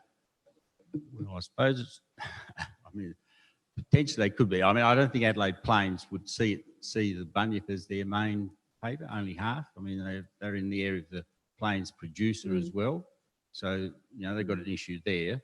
With Playford, possibly. I mean, but, you know, the more groups get involved, the more complex it gets. I mean, you know, $880 seems like a reasonable, you know, keep it simple. I think that's helpful. Sorry, just and yeah, is that the? I mean, it is possible to do that, but you know, it all takes time. This has been tried to be sorted out in the last few weeks. Thank you. Any other discussion, Councillor Shanks? Yeah, just on clarity, I'm on the Climate Emergency Action Plan, and I see your platform as a pretty good asset. Would you be happy to work in with the Climate Emergency Action Plan as well, just in regards to advertising for community consultation when we come to it and those sorts of things? Absolutely. There was an article reasonably recently on the work of the Climate Emergency Committee earlier this year sometime. I can't remember the exact date, but yes, there has been an article reported from that group. And absolutely, it's you know, you've got to be a bit careful how you promote things and go about things. But yes, providing basic information about, you know, consultation, events, all that sort of stuff is absolutely straightforward. You know, getting into a lot of debate about it, well, that's probably more a role for people writing, you know, letters in and things like that. But yeah, absolutely no problem with, you know, planning ahead for events like that. It's ideal. As you would have seen from the most recent one, I mean, that's talking about landscape board consultation around this area. Well, council type arrangements can equally be a part of that. Thank you. Councillor Fraser? You've got a motion? Yep. If you can turn your mic on, please. That's okay. Thanks, Am I excused now, Mayor? Yes, I'd like to move the motion. Thank you, Councillor Shackley. You may take your seat again. Thank you. Oh, Mr Shackley. Thank you. I'd like to move point 1 and then point 2 and 3 of the second part, but I'd like to change point 2. So you'd like to move point 1? Yes. And I think, okay, so you'll... That's just noting the support, So just look up on the board, Di. You're moving point 1, you're moving a new point 2, and you're moving point 3. Is that correct? Yeah, support the allocation of 880. Yes. Sponsorship in conjunction. So that's not the same as what I've got written down here. That's been altered. So you've got point 1, there's a point 2. Yeah, point 2's been altered from the or, not from the, So you want, just so I'm clear, you want point 1. Yep. You want point 3. Yep. And change point 2, is that the yellow that I can see? But it's not and it's not what I sent through. Okay, so if you want to read out what you wish point 2 to be. Yeah. Support the allocation of $880 excluding GST as sponsorship in conjunction with the Northern and York Landscape Board and Light Regional Council for the Bunyip Gala Para Alliance bi-monthly community environment page for 2021 for the 2021 financial year and on an ongoing annual basis subject to future annual budget approvals. Okay, so that is the wording that is there. Is it? Oh, okay, all right. I was only just reading the yellow, but it goes on to the rest. So what we have, I can see, is point 1, the point 2 you've just read out. Oh, okay. And point 3. Yep. Is that correct? Yeah, that's right. Do you wish to speak to that? Yes, I do. first of all, in the motion that's in the officer's recommendation, it says it's for advertising. This is not really advertising. It's a community information page, really. But it fits into so many things that we do. It fits, first of all, it supports the budget, which we want to do. It fits into our environmental and our climate change. It's partnership with other councils. It's part of the town beautification, which we're trying to work on. So it fits into all these sort of things. And I think it's really good. It's not fixed in for every year. It does come back for the budget every year. But overall, I think it's a really good thing. Thank you. Are you happy to second it, Councillor? Do you wish to speak? Thank you. Open it up to the floor. Any discussion? Councillor Shanks and Councillor Tooley. Yeah, I'm happy to support this motion. I guess my only comments would be, look, we're talking about $880. We've spent a bit of time here. I would have thought that we already have this allocated throughout our budget, personally. But yeah, look, happy to support it. I guess we'll talk about it again in 12 months. But yeah, I think it is covered under our marketing budget there, and could have got the sign off on a personal level. But yeah, like I said, I'm happy to support it. Councillor Tooley. Unfortunately, I'm going to speak against it.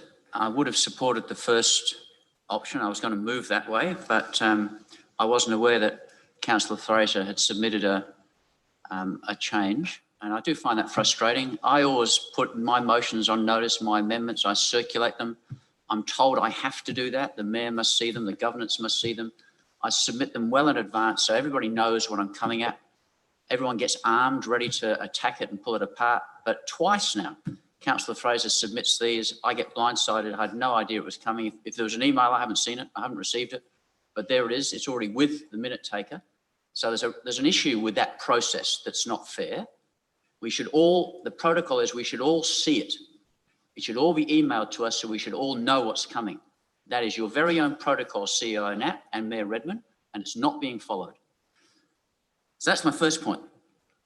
I'd done my homework and prepared. I thought the first option was the best and it's the fairest. Regularly in this chamber, I hear debate that says, why are we picking up the pieces? I've heard criticism from councillors about what we put into Fringe, what we put into the carols, that they start off as a seeding amount and then it's become just our amount. And I've heard that criticism. Now we're being asked to pick up the tabs significantly in this. And here's the problem. If we choose to keep picking this up, where do we say no? So when Zonta come to us, when the men's shed come to us, when the car club comes to us, when suicide prevention comes to us, and all want to have a regular slot in the bunyip, when their funding from their sponsors falls over, council picks it up. We heard Mr. Shackley say that there is some sponsorship. That is fantastic. That's what should be happening. There are a number of groups out there that, yes, it's an easy option to come to council to pick up the tabs. It does take a bit more work to get the community and the private sector to throw some money in, or the para-government agencies to throw some money in. That does take some work, but it takes the pressure off us and it takes the pressure off ratepayers. And that's my problem. We do have opportunities, which is captured in the original points 1 and 2. We do have opportunities for people to apply on a fair and level playing field. What we're doing now by Councillor Fraser's motion, and if you support it, is we're saying you can come in and if you get enough votes, then you'll get the dollars. And you don't have to wait for a budget. You don't have to be part of the budget process. You can just come in. Well, don't be surprised if more come along. And how are we going to say no to them? Because they'll all have very, very worthy causes. Very worthy causes. I think our safest way is to reject this and go back to point 2. Request that submission come in. We say that regularly. We say that to the sporting clubs. We say that to many people that approach us. We say, go through the budget cycle, go through the grant application process. Why you are, and I haven't heard a strong argument saying that this is worthy of consideration outside of that, I haven't heard that argument.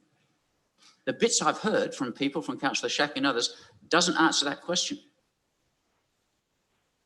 And our community should rightfully ask us, why are we making these decisions that seem to favour some groups but not others? Councillor Kosh. I'll be supporting this. It is a level playing field because all organisations have an opportunity to come and put their case. This is almost an established institution in our town. People read it regularly. I get a lot of comments about it. People access it. This is their conduit into environmental issues. This is how we actually change people's behaviours toward the environment, climate change, etc., etc. I think it's a wonderful opportunity that we can actually use this vehicle to change the way that people act and behave. It's a great idea. I find the actual the way it's written, it's very engaging. It's not sort of heavy, it's scientific, etc., etc. It's very engaging. People can understand it. They can relate to it, and they can apply some of the information there. It's broad. It's across a broad section. It a whole lot of different areas that it covers. It covers revegetation. It covers policies, procedure. It covers a whole range of things. It's also the place that people find out about training opportunities and different friends groups, etc., etc. So I think it's a great opportunity for our council to advertise what we're doing and inform our community. So for me, it's a public education role, and I think it's exactly what we should be doing with our funds. And it is an annual budget. It's not ongoing. It will come back each year, and the merits will be debated again.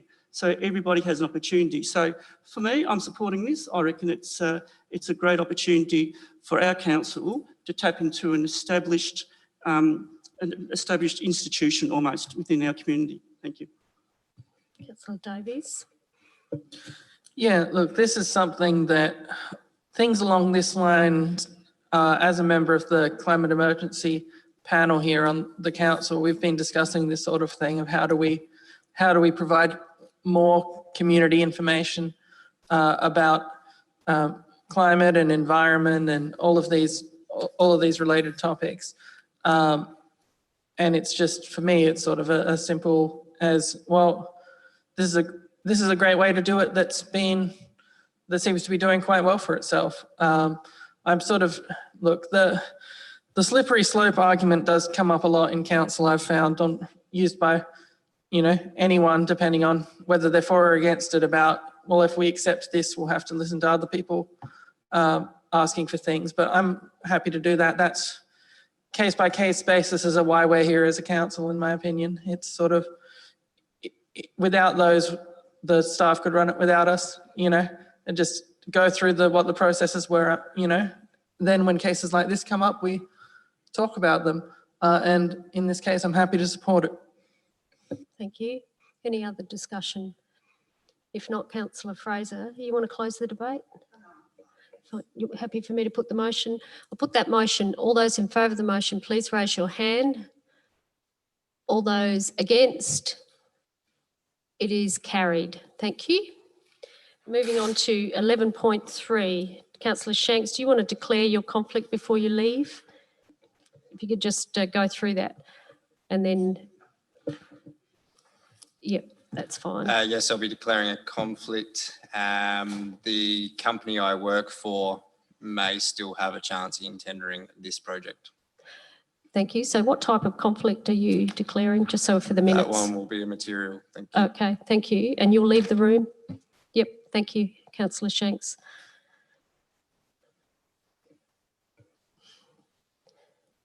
Okay.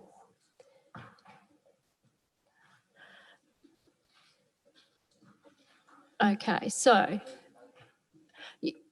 Councillor Samble has moved the motion. Do you wish to speak, Councillor Samble?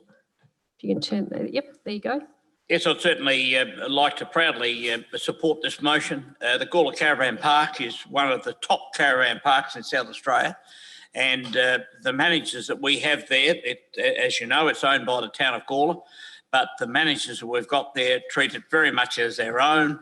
And the renovations that are in this recommendation tonight and so forth are just going to make it one bit better, especially with the new entry, catering for the RV friendlies, for those that can afford these big, beautiful mobile homes, and they'll be parked there along the creek of the North Power River. So I ask Councillor to support this motion. Thank you. Thank you. Do I have a seconder?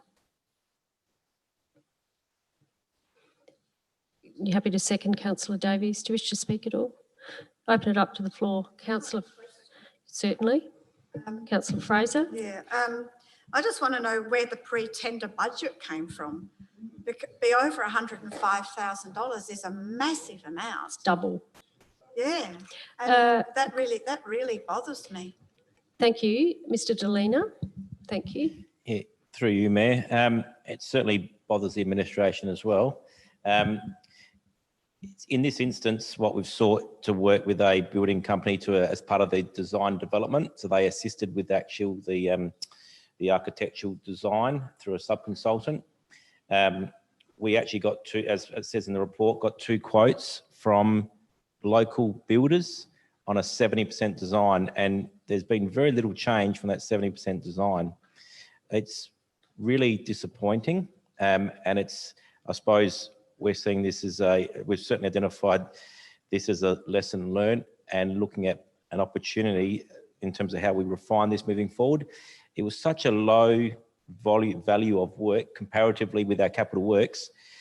I actually thought this process of obtaining industry quotes would be acceptable rather than a quantity surveyor, which costs maybe $1,000 to $2,000, seeking to engage with our local community in this regard. But unfortunately, and I haven't quite got to the bottom of it, in terms of how it could have got so wrong. But effectively, we did engage with local businesses. The design didn't change that much. And since we've got the price, we've worked really hard to get it down as low as possible to what you've actually got presented tonight. So frustrating from our point as well. Thank you. Councillor Kosh?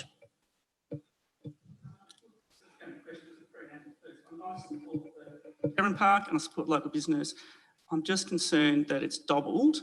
If we don't vote for this, is there a scope to broaden who you get quotes from? Because I just think when it's doubled, I'm just concerned. I don't think there might be other businesses in the state that might be able to do it cheaper, for example.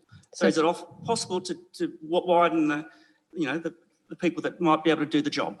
That's the question. Thank you. Mr. Delena? Well, we have gone through a procurement process. We've got 3 quotes. We've followed the process. That hasn't been, we could abandon the procurement, but to recommence that, we don't really have any material change per se. We're abandoning it on the basis that it's over budget. We could seek to, and we have tried to work with the caravan park to reduce the scope. It's ultimately, if the council members don't support the additional allocation, we would need to consider our options with the caravan park per se, but it's fair to say there's going to be additional cost. All the tenders that were received were very close to each other. There wasn't like a huge variability. So what that's telling us is that it's about right. Councillor Tooley? We're not talking about the redevelopment at the front. We're not talking about the parking for RVs. We're talking about the storage sheds. And we had this discussion last time, and I asked why, and we were told we own the asset. Now, why do we, is this, and I think the community would like to know this because this is double, is this work critically essential at this time? Or could we say, bloody hell, double what we expected? We just, with all the COVID pressures we've got, we just can't prioritise this now. We're going to be asked that question. So my question is this that critical that we must do this now? It's not unreasonable. Is it, Mr. Delena, is it linked in with the lease agreement? It is linked with the, so through you, Mayor, it is it critical this happened now, as in it's not entirely critical per se from a hazard risk safety measure, although the sheds are in a bad way per se. It is tied to the lease negotiations and in terms of the request from the Gala Caravan Park lessees to extend the lease term. There's already a lease in place, but they're looking to extend it. They get greater certainty of tenure. They're taking on some risks associated with that, and part of that, having a longer tenure, the council sought for them to take on the responsibility for all the building assets in terms of structural maintenance. So take that away from council, put that in the hands of the lessee. So they're saying, well, to do that, fair's fair, give us an asset that's at a reasonable level, not in the state of disrepair, for us to manage into the future. So effectively, it would require then to go back and renegotiate the lease and the lease terms, which said that these assets would be improved. It is open to the council to potentially stage this over 2 financial years, and that's possible. So effectively, roughly $100,000 each financial year. But there is some inefficiencies, certainly from a procurement perspective and staff time and effort and energy to do 2 small projects, the same amount of effort is required as opposed to doing it at once. And obviously the inconvenience for the caravan park associated with that as well. Councillor Fraser. Councillor Fraser, you had your hand up. Through the chair, we've already got a new lease drawn up. If we let this slide and have to draw up a new lease, what's the cost of drawing up a lease? Because then that becomes at another cost. Mr. Delena. It's probably depending on the nature of the negotiation, how long that takes. I know, speaking on behalf of Paul and his team, it's been an elongated process. It's got quite long in the tooth at this point. It would pretty much go back to the drawing board in some respects, and it's really an open end. Well, staff time and then there's lawyers' fees on both sides of the fence as well. Okay. Any other discussion? Councillor Tooley.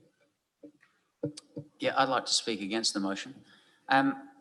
We don't shy away from challenging things. You look at the money we've thrown at our arguments with Springwood, look at our legal debates all the time. We do it all the time. There's nothing in that lease that can be brought back against us if we don't move this to say, oh, we've suddenly left ourselves vulnerable. Not at all. And lease negotiations are conversations. They're not huge. This is just, there's nothing in that lease that says we have to do it now. It just says that we have an obligation to do it. It doesn't say we have to do it now. Now, we've got ratepayers. We're going to talk about the budget a little bit later. We're going to talk about the items that were pushed below the line. We're going to talk about the things that people wanted but they put on hold. We're going to talk about upward pressure on rates.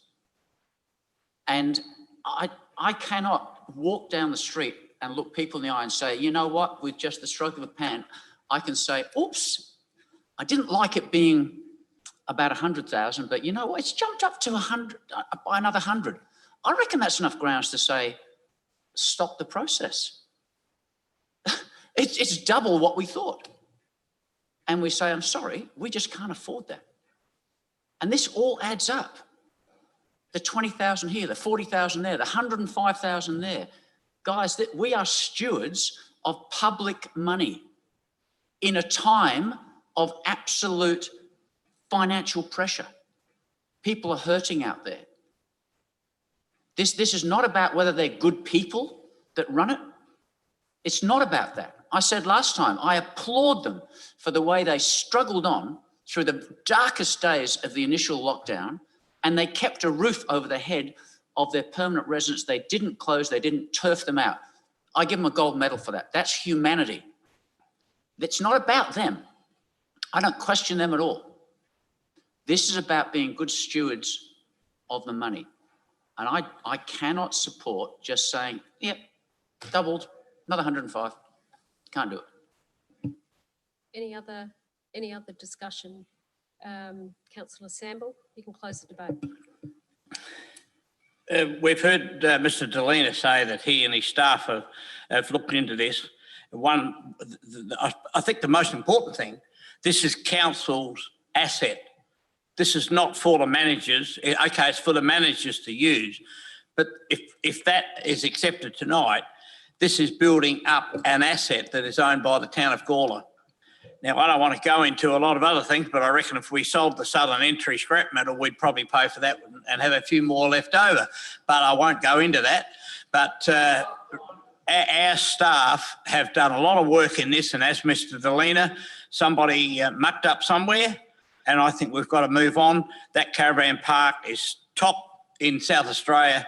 It is our asset, and we should support it. Thank you. The debate is closed. To put that motion, all those in favour of the motion, please raise your hand.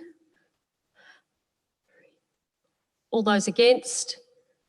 It is carried. Thank you. Councillor Tooley has called a division. The decision is set aside. All those in favour, please stand and I'll call your name out. All those in favour are Councillor Davies, Councillor Kosh, Councillor Goldstone, Councillor Hughes, Councillor Samble, Councillor Fraser. All those against are Councillor Tooley, Councillor Little and Councillor Vallelonga. I assume you're sitting down, Jim. Is that correct? Yep. Okay. The motion is carried. Thank you. Thank you. Now, we'll move on to, if Councillor Shanks can come back. Thank you. Thank you, David. If you can bring Councillor Shanks in, we'll move to item 11.4, which is on page 24.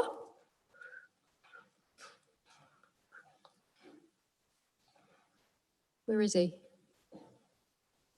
David, where is he? Oh, here he comes. Okay.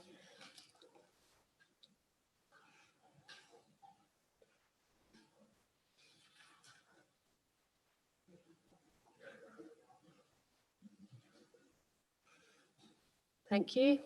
Okay, so we're on page 24, item 11.4. Councillor Davies, you wish to move? You wish to second? Okay, do you wish to speak, Councillor Davies?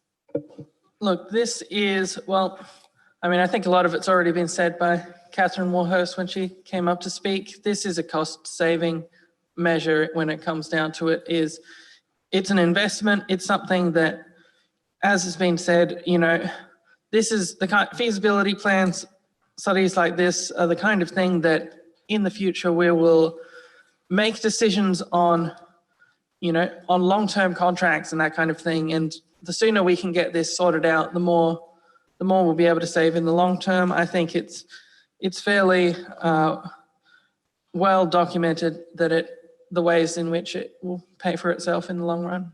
Thanks. Councillor Tooley, you're the seconder. Do you wish to speak? Thank you, Mayor. The Climate Emergency Action Working Group, I think, are doing a great job. We're seeing some very practical outcomes emerging, and they're doing it on a shoestring budget.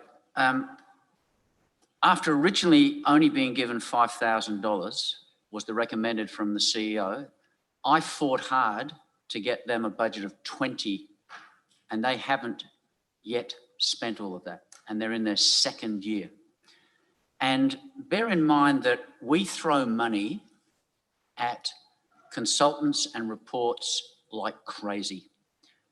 The biodiversity management plan was 70 grand. The Jensen reports were huge. The contributory items, we suddenly came up with 200 grand. Boundary reform, we're probably going to spend 300 at that.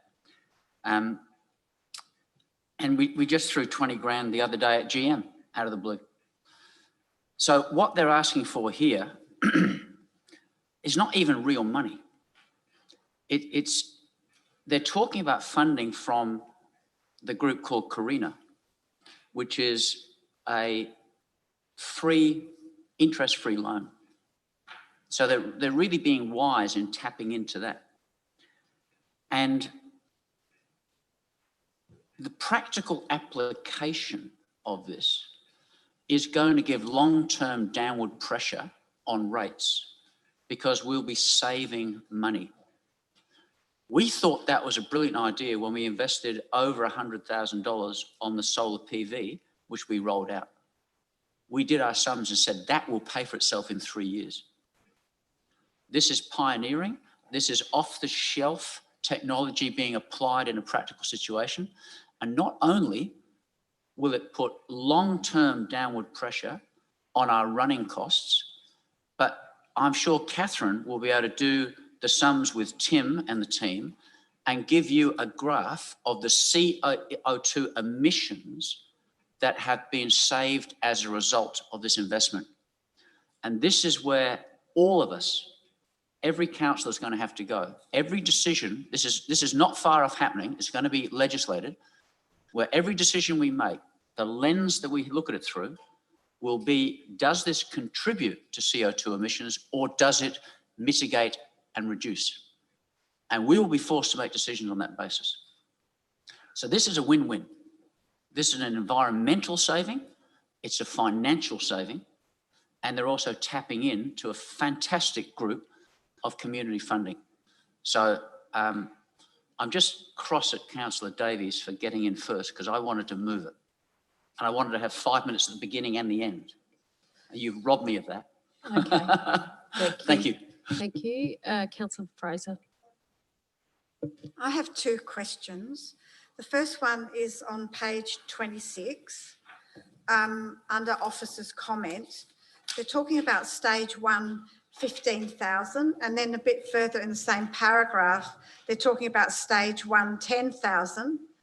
Does that mean that that 10,000 comes off the 15 and leaves us with 5, or is it two different amounts? I don't really quite understand that. Mr. Viney, thank you.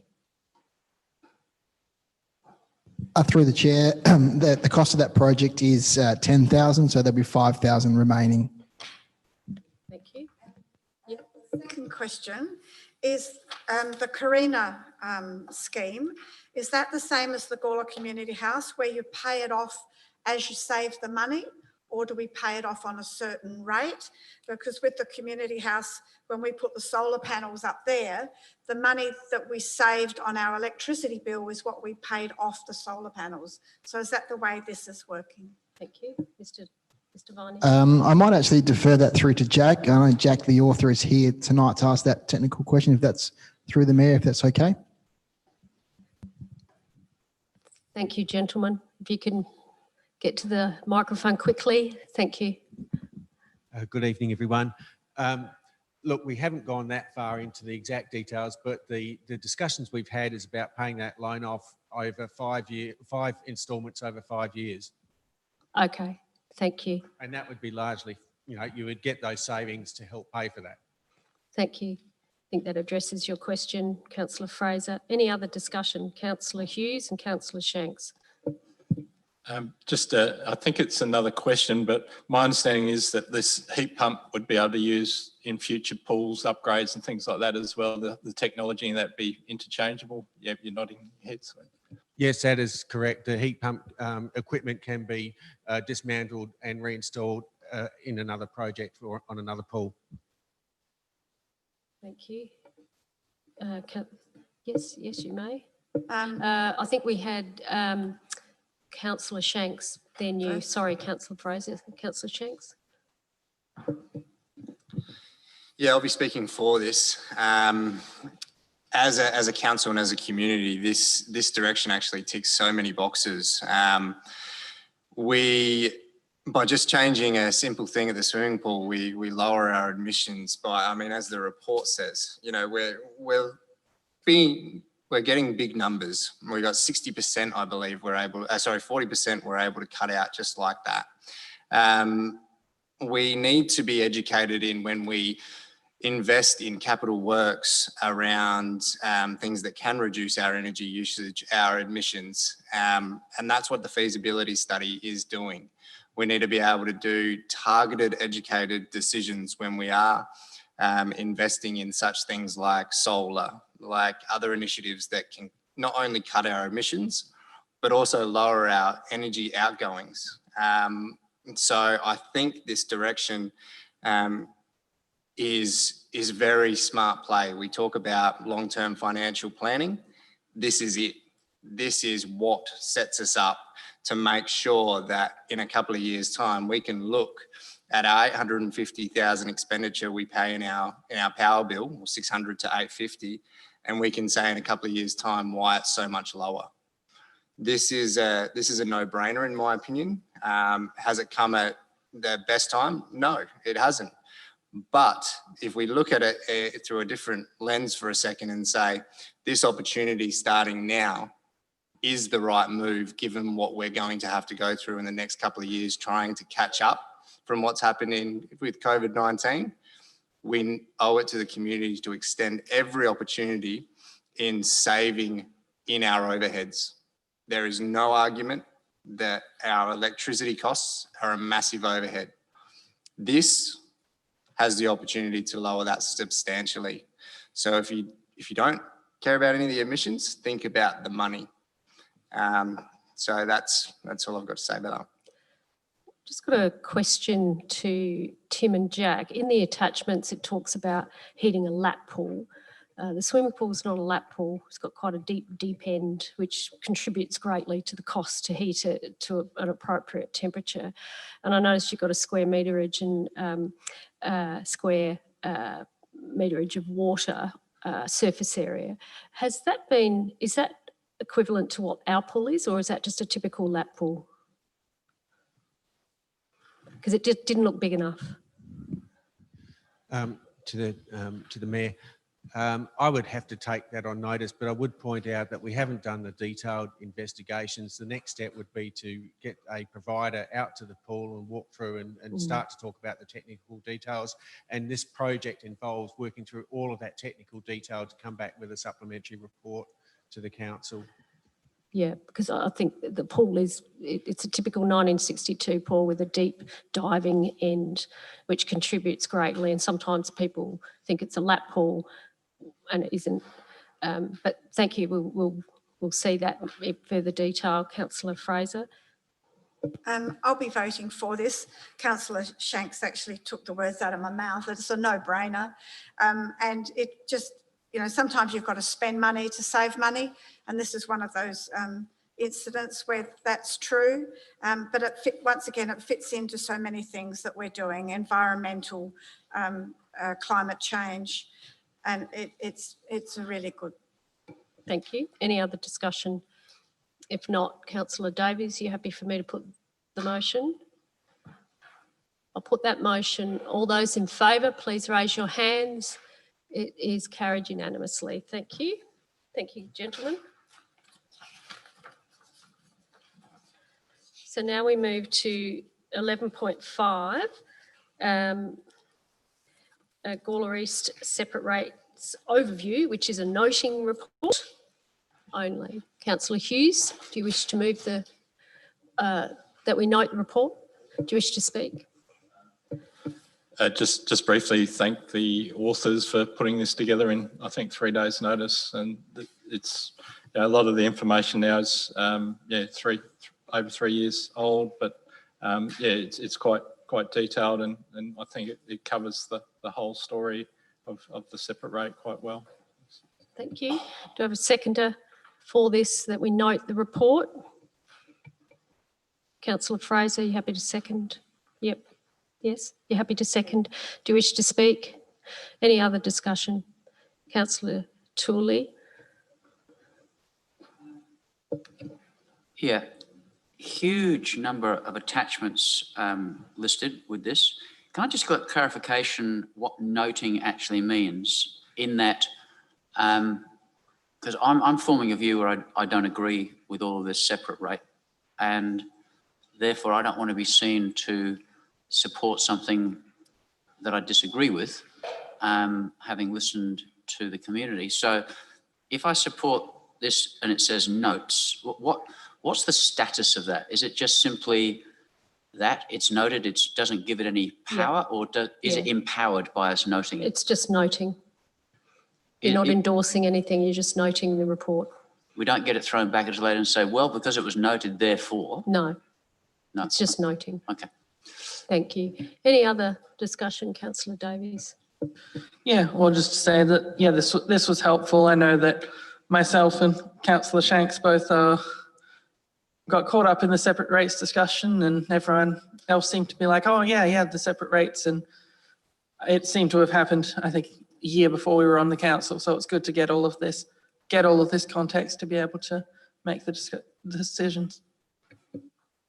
Thank you. Any other discussion, Councillor Shanks? Yeah, I'd just like to thank the people who have come out and taken their time to talk to us tonight. This is the second time I've heard them speak. I think there's still a little bit of communication breakdown here that we need to get ahead of. I'm listening to some of the community members, and I'm hearing their worries about the separate rate, and they are very valid. So we do need to make sure that we're able to run all these to ground. There's a point that's made that this rate doesn't actually apply until you choose to subdivide and develop that land. Now I get that, but what do you think that does to the value of that land? I know of land that becomes less valuable because of encumbrances all the time. Are we not putting a encumbrance on this land now? Are we not turning around and saying, you know what, we're going to put an easement through the middle of these? Don't worry about it. It won't be a problem until you try to sell it. I think that's something we really need to quantify. We really need to take that on notice, because if we are doing things like putting street trees in, which in my personal opinion would look great on the road, but so does new playgrounds throughout. Does that mean that we're going to charge separate rates for a new playground that we may do in Williston? Does that mean my rates go up because the new playground comes in? These are the sorts of questions that we need to be very clear on, and we need to make sure that our position is known. There is still a lot of confusion, and I thank staff for putting this report together. Like Councillor Davies said, we're coming in at the tail end of this. But I'm still seeing equal confusion throughout the community that their lives are the ones that we're affecting by these decisions. It's not affecting my life. It's not affecting your life. It's affecting these.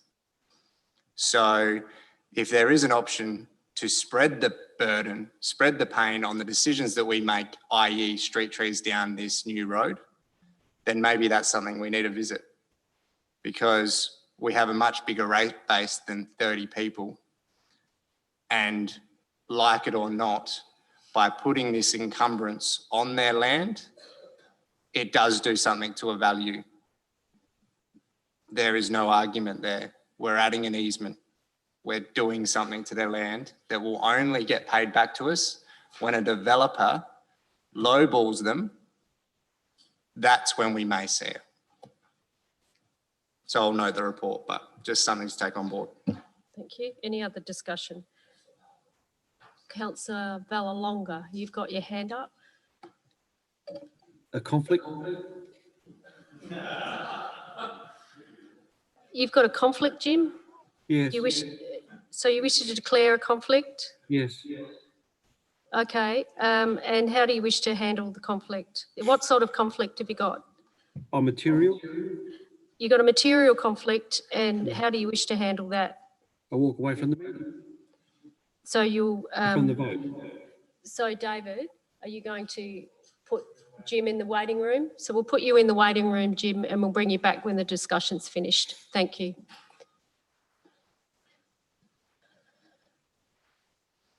Okay, thank you. Now, Councillor Tully, you've already spoken, so... Did I?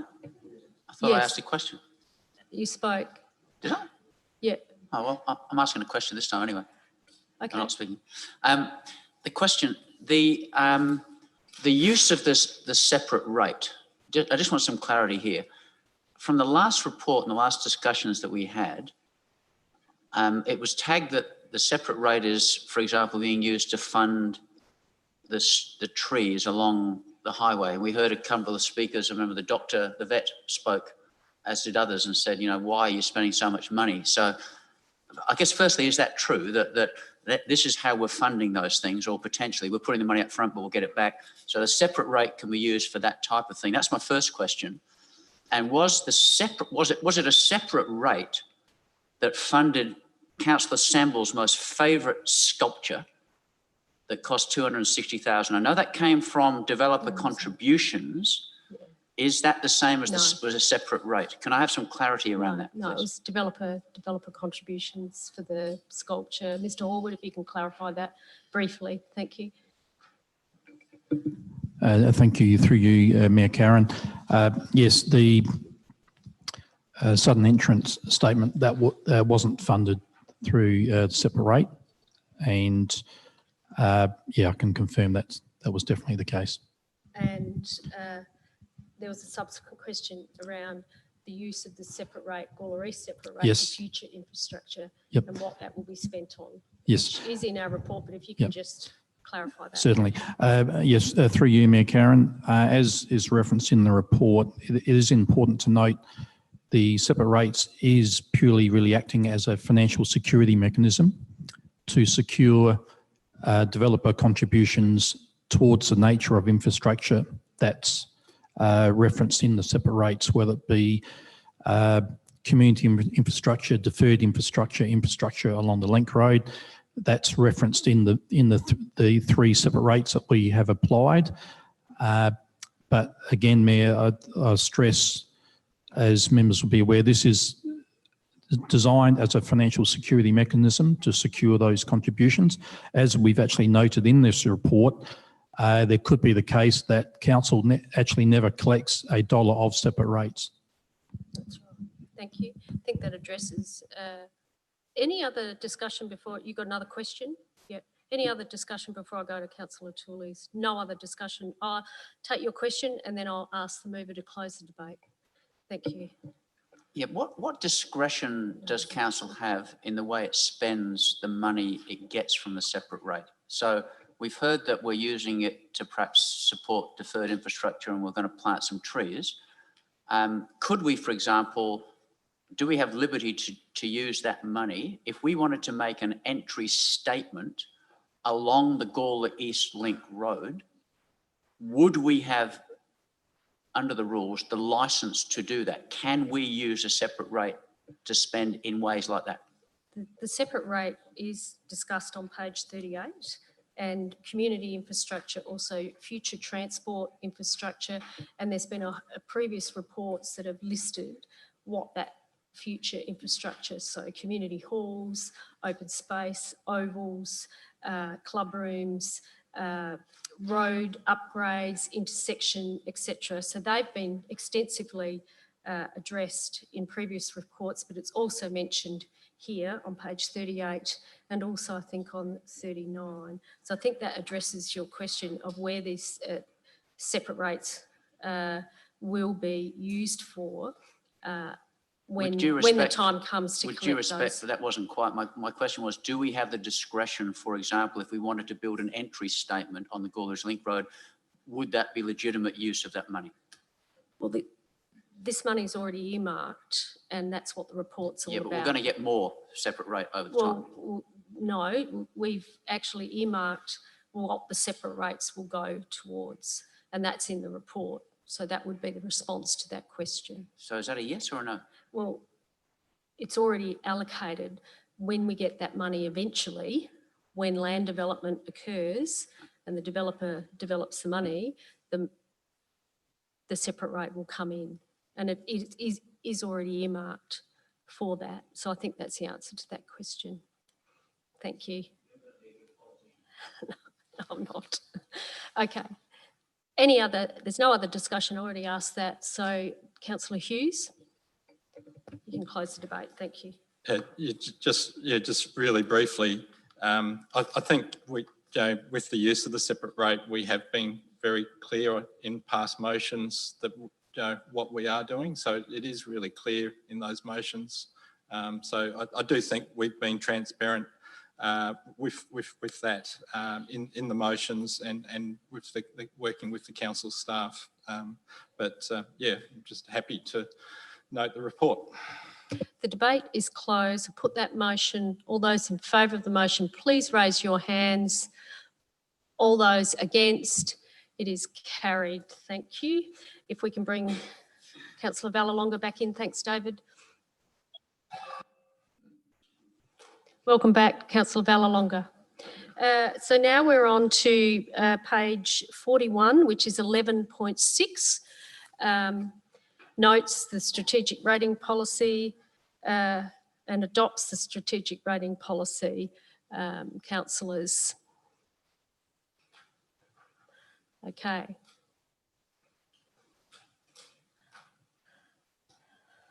Do you wish to move the motion, Councillor Hughes? Do you wish to speak? Yes, just briefly again, this is something that we have been upfront and negotiated with developers. It's been ongoing for a few years now, 3 years.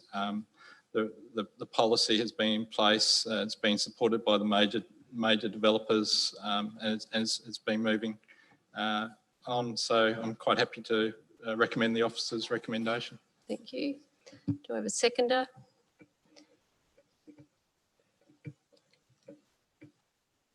Do I have a seconder?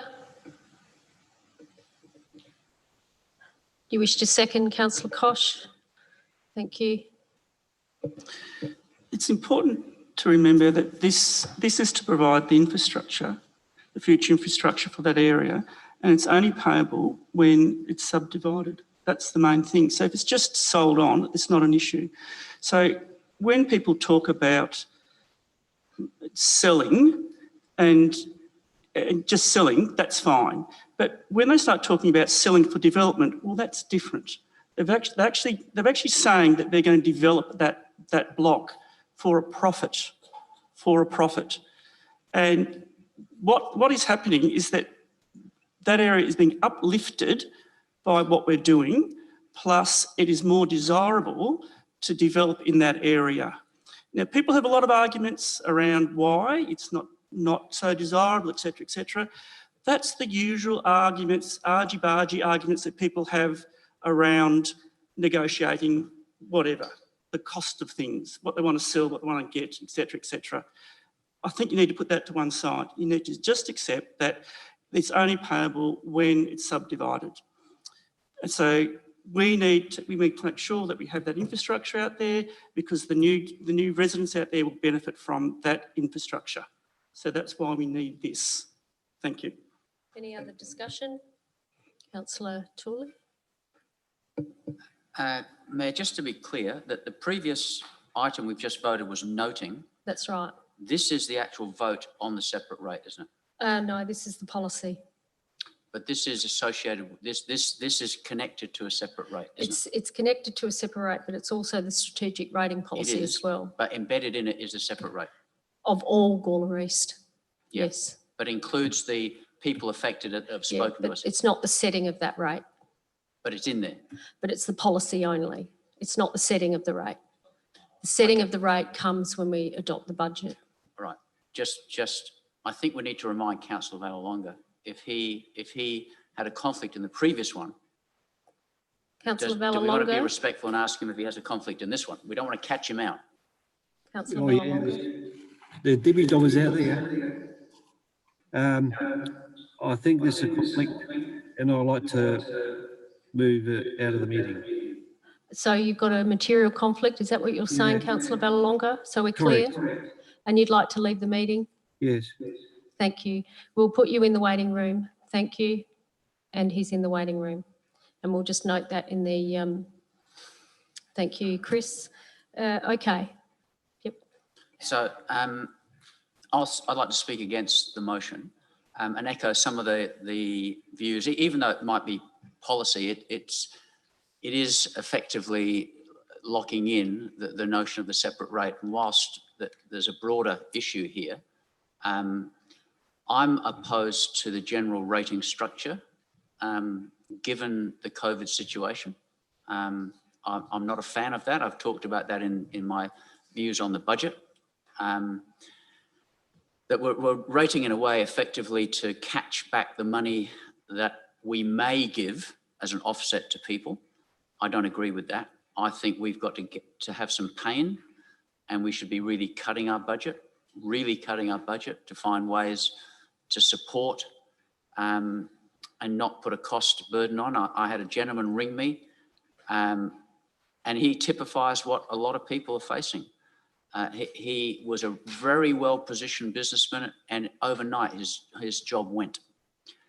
And because his partner has a part-time job of a very low income, he cannot get any of the money that's offered by the government. He's caught in that. And he says to me, Ian, when you add this little bit on and this levy on and this, and you might say, well, it's only this much per week.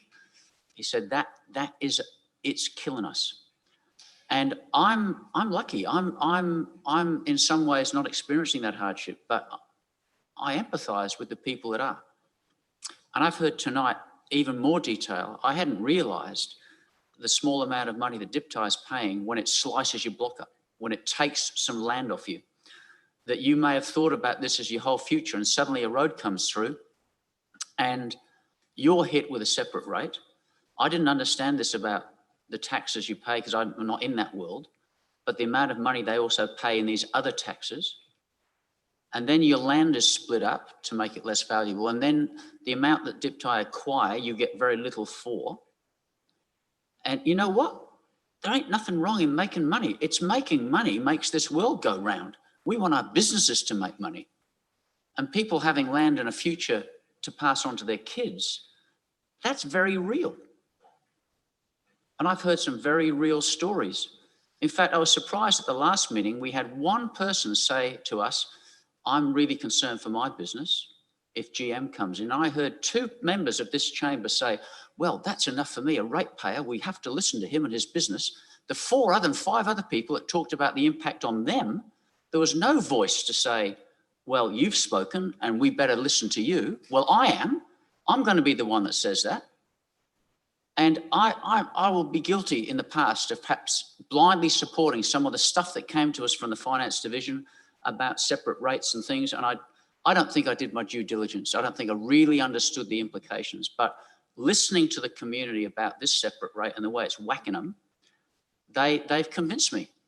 And I don't think it's right. And the way we're using it to spend that much money on those trees, you know, I would rather have a Trees for Life group do something and then maybe they're smaller and then get bigger. I remember Walmsley, when he took over that place in Mylor, he planted in the summer eucalypts. He had a system and they grew stunningly. There are ways to do that, but we've gone for this Rolls Royce and we're just using that money. And I know you're drawing a line and saying, well, you know, this is a separate rate, it's not developer contributions. But again, we could have used that developer contribution that did the rusty nails. We could have used that for running tracks, for playgrounds, for playground maintenance, for shelter. We could have done all that. Like you're saying, we can use the separate rate. We can use that for that type of infrastructure.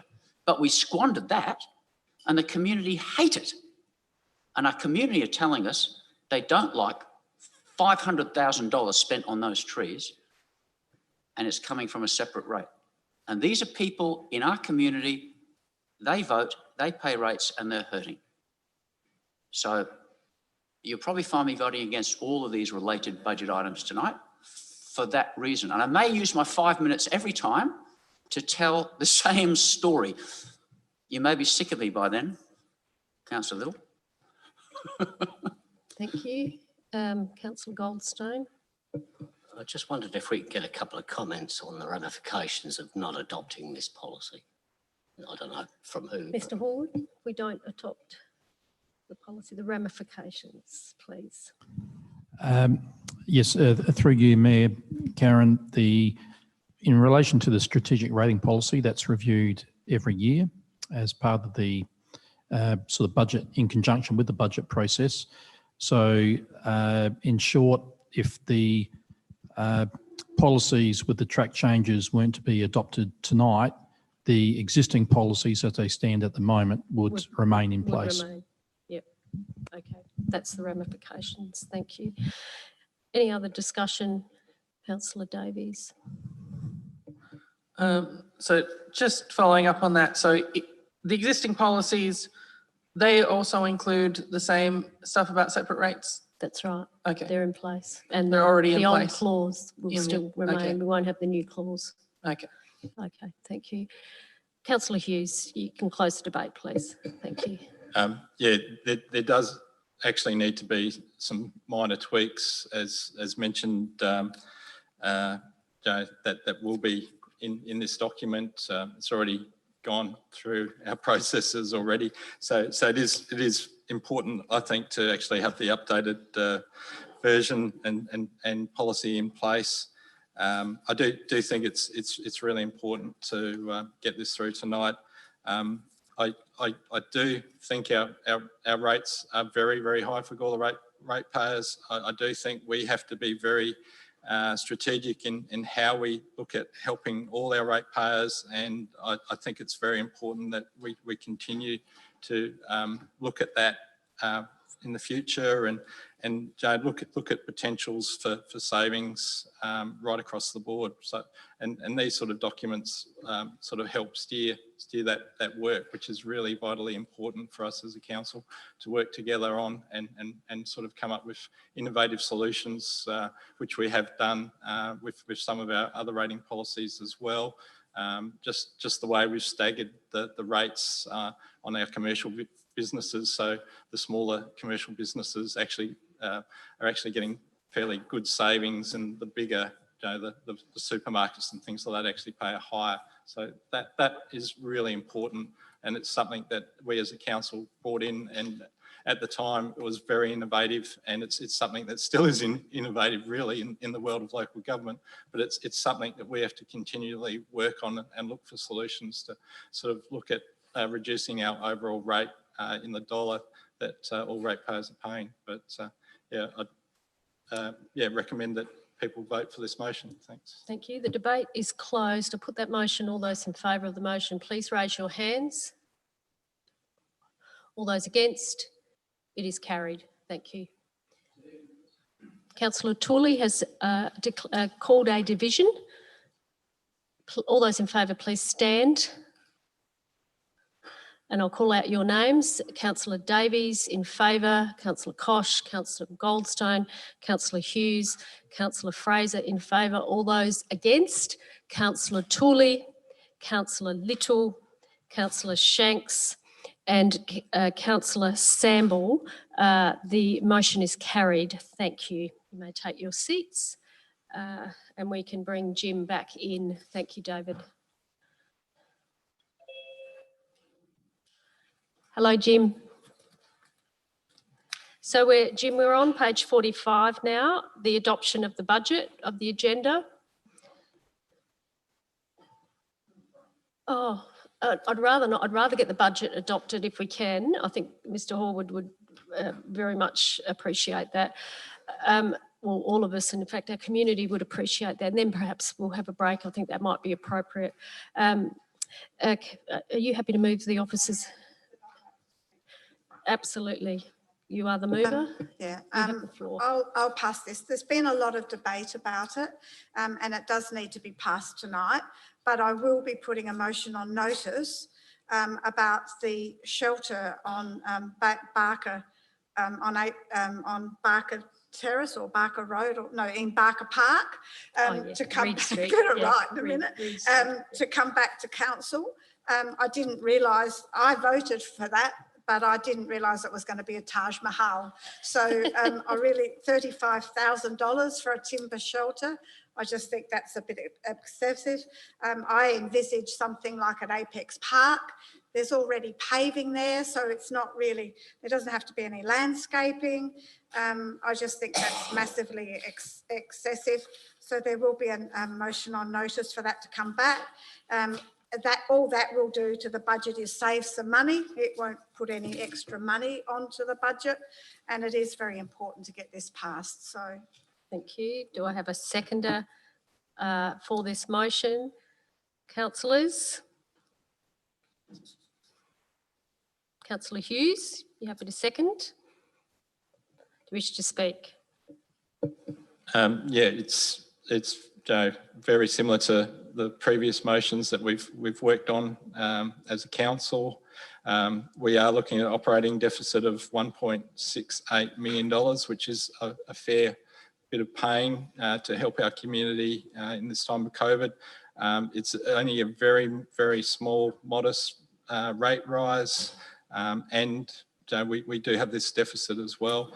I think it's really important that as a council in this time we actually do keep spending. I think it is important for the businesses and our employees and the contractors and the contracts that we put out as a council, that we continue to do the works that we do in our community and employ a lot of locals and tradesmen and materials. It's very, very important for council. It's also important for council to get this budget through tonight, so we can actually start looking at our getting some money in and some rates in and working through the whole process of running council as well. I agree with Councillor Fraser that there might some fine tuning, and there's always fine tuning with savings and potential savings as well to be looked at. But I do think it's important that this is passed tonight, and that we do continue to support our local businesses and employees, and just continue to be that council does provide a lot of services to our community, and we continue to do that. Thanks. Thank you. Mr. Horwood, you wish to make a few comments? Thank you, through you, Mayor. I just want to make a quick couple of comments, if I may, in relation to the, obviously adopting the budget tonight will heavily inform the next item on the agenda, members, in relation to the declaration of the rates. However, I did want to point out, Mayor, as I did circulate an email this afternoon, just a point of technicality with page 49 of 85 of the attachment, the statement of cash flows, just noting that the correction that just needed to be made to that page, Mayor,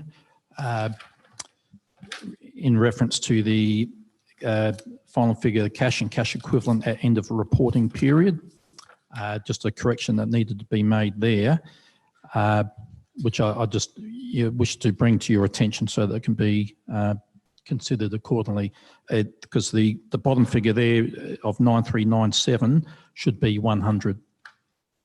And apologies for that correction, but I thought it was appropriate to raise it with you now, and to iterate again that the budget you adopt tonight then does determine the amount of rates, including separate rates that are considered in item 11.8. Thank you. So we have a move and a second. I'll open it up to discussion. Councillor Tooley.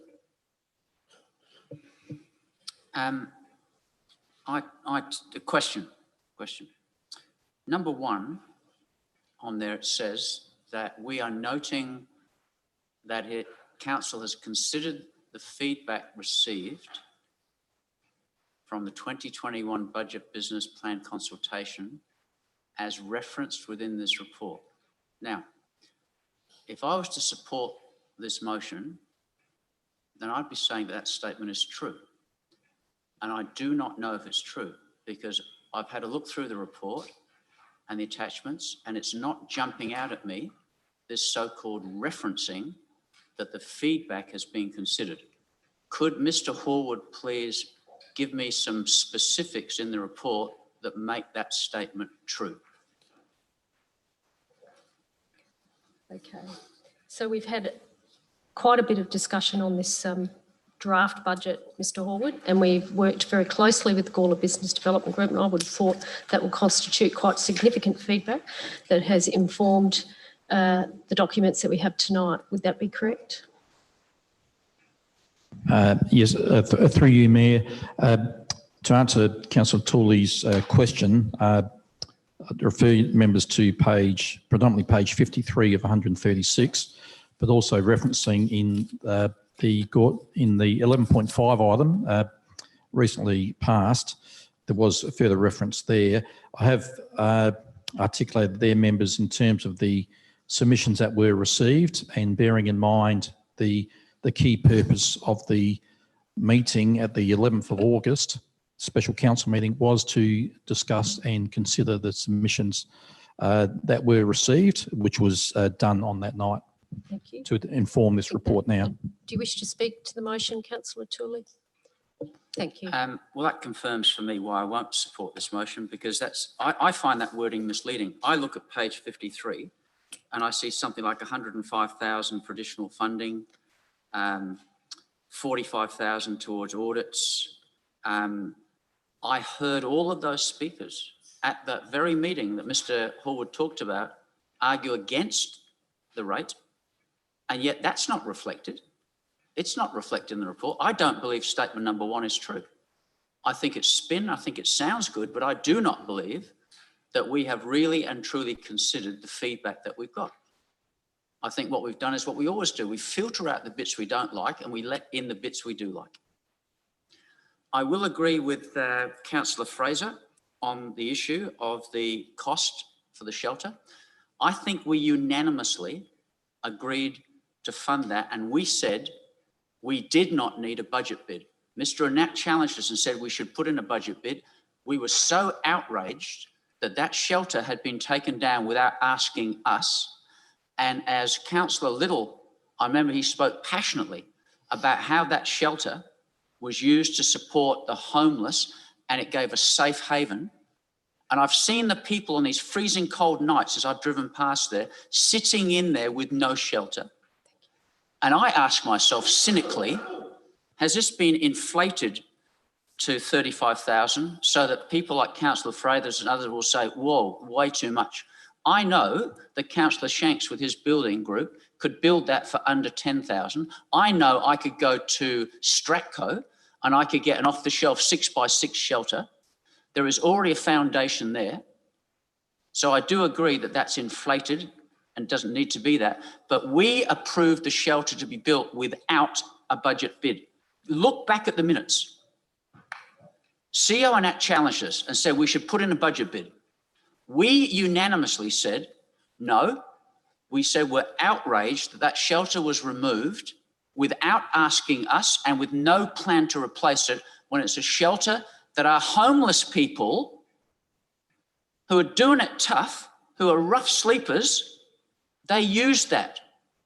And if you remember, there was a second motion that night where I said that we should be partnering with the state government in order to find shelter for those in great need. And if you don't think they're here, go to the community services, go to the police and find out how many people are out there doing it rough. So many of us are detached from that reality. So we don't need that budget bid. We gave discretionary funding that that shelter can be built from existing funds. That, go back and look at our motion. And I hope that the media have a look at it and have a look and see what we actually said. Because I find that sort of thing dishonest. And it doesn't need to be a budget bid because we've already approved the spending out of discretionary funding, and we spend out of discretionary funding all the time. All the time. And we have also in our budget these massive buckets that we tap into for legal advice. The amount of money we waste on Kelledy Jones and Norman Waterhouse, and the list goes on. We could be chopping that. The amount of money that we outsource to consultants at the drop of a hat, where we could be using things internally. I don't want to see any of our staff put at risk, and there's no need to. We just need to be smarter and better at our spending and not so wasteful. And here's the other thing why I don't support this budget process. We spend months in deliberations arguing over small amounts. We push them below the line. And then what I have witnessed is we'll have a request that comes in for a small amount and we get told, often by the CEO, that has to wait for the next budget bid. Nope, you can't have that $500. And along comes a quarterly review. Oh, we need 200 grand for the contributory items. We suck it down and we make it available. Oh, boundary reform. Motion on notice, no officers report. Oh, well, we'll do boundary reform. You know what? We might need to spend 300,000 on that. Yep, look at the time, get ready to cut me off. Yep, because that's what's important. not listening to me. What's important is watching that bloody clock, isn't it? So you've got 30 That's what's seconds. important. Yeah, Thank 30 you. seconds. Yeah. Yep, 30 So seconds. we in those quarterly reviews, the CEO will make recommendations. Yep, keep yawning, and we'll draw that stuff down. And if you can't see that, councillors, that makes an absolute farce of a budget process. We'll meet for special meetings. We'll agonise over the budget. We'll have budget meetings and consultations. And then along comes a quarterly review. And guess what? None of the items below the line are elevated. What happens is we get ambushed and say, we need this extra money. We better find it. And don't get me started on the money we're bleeding with the Civic Centre at $280,000 a year for an underperforming. So no, I think the way we handle our budget is very, very poor. So time's up. Thank you, Councillor Tooley. Time's up. You actually got more time, so you were quite fortunate. It's stunning. Any other discussion? Thank you. You had your hand up, Councillor Kosh. Do you wish to speak? Yes, I'll be supporting this budget, this motion.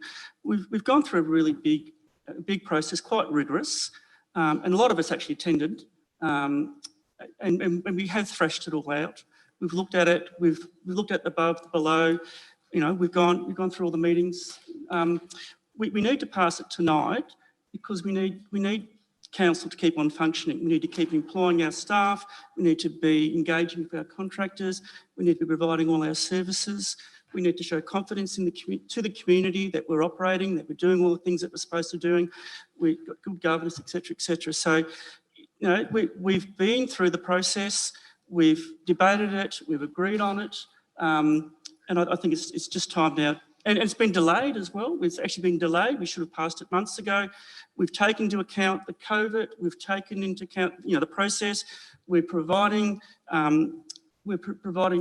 respite for the people who have COVID issues with our rates rebate of 25%. We're doing a lot, and no other council is doing that. So we're actually doing a lot. So I think we've done quite well, and I think this is a very good, well-balanced budget, and it will set us in good stead for the future. So I encourage all councillors to support this budget. Thank you. Thank you. Any other discussion? So we have Councillor Little and Councillor Shanks. I'll be supporting the budget, but with some reservations. The only reason I'm mainly supporting it now, and what Councillor Kosh says, we need to show some clarity and leadership, and also we want the council to be functioning properly, and we need to pay our people. We need to get things done for the community. But I, like Councillor Tooley in some areas, have some reservations on how much our input into budgets is really taken notice of. I can understand in some areas where the items to some might seem trivial and to others they're not. So, but like I said, I've got some reservations, but I think we need to be functioning as a council, so I'll be supporting the motion. Thank you, Councillor Shanks. Yeah, I'm happy to support it.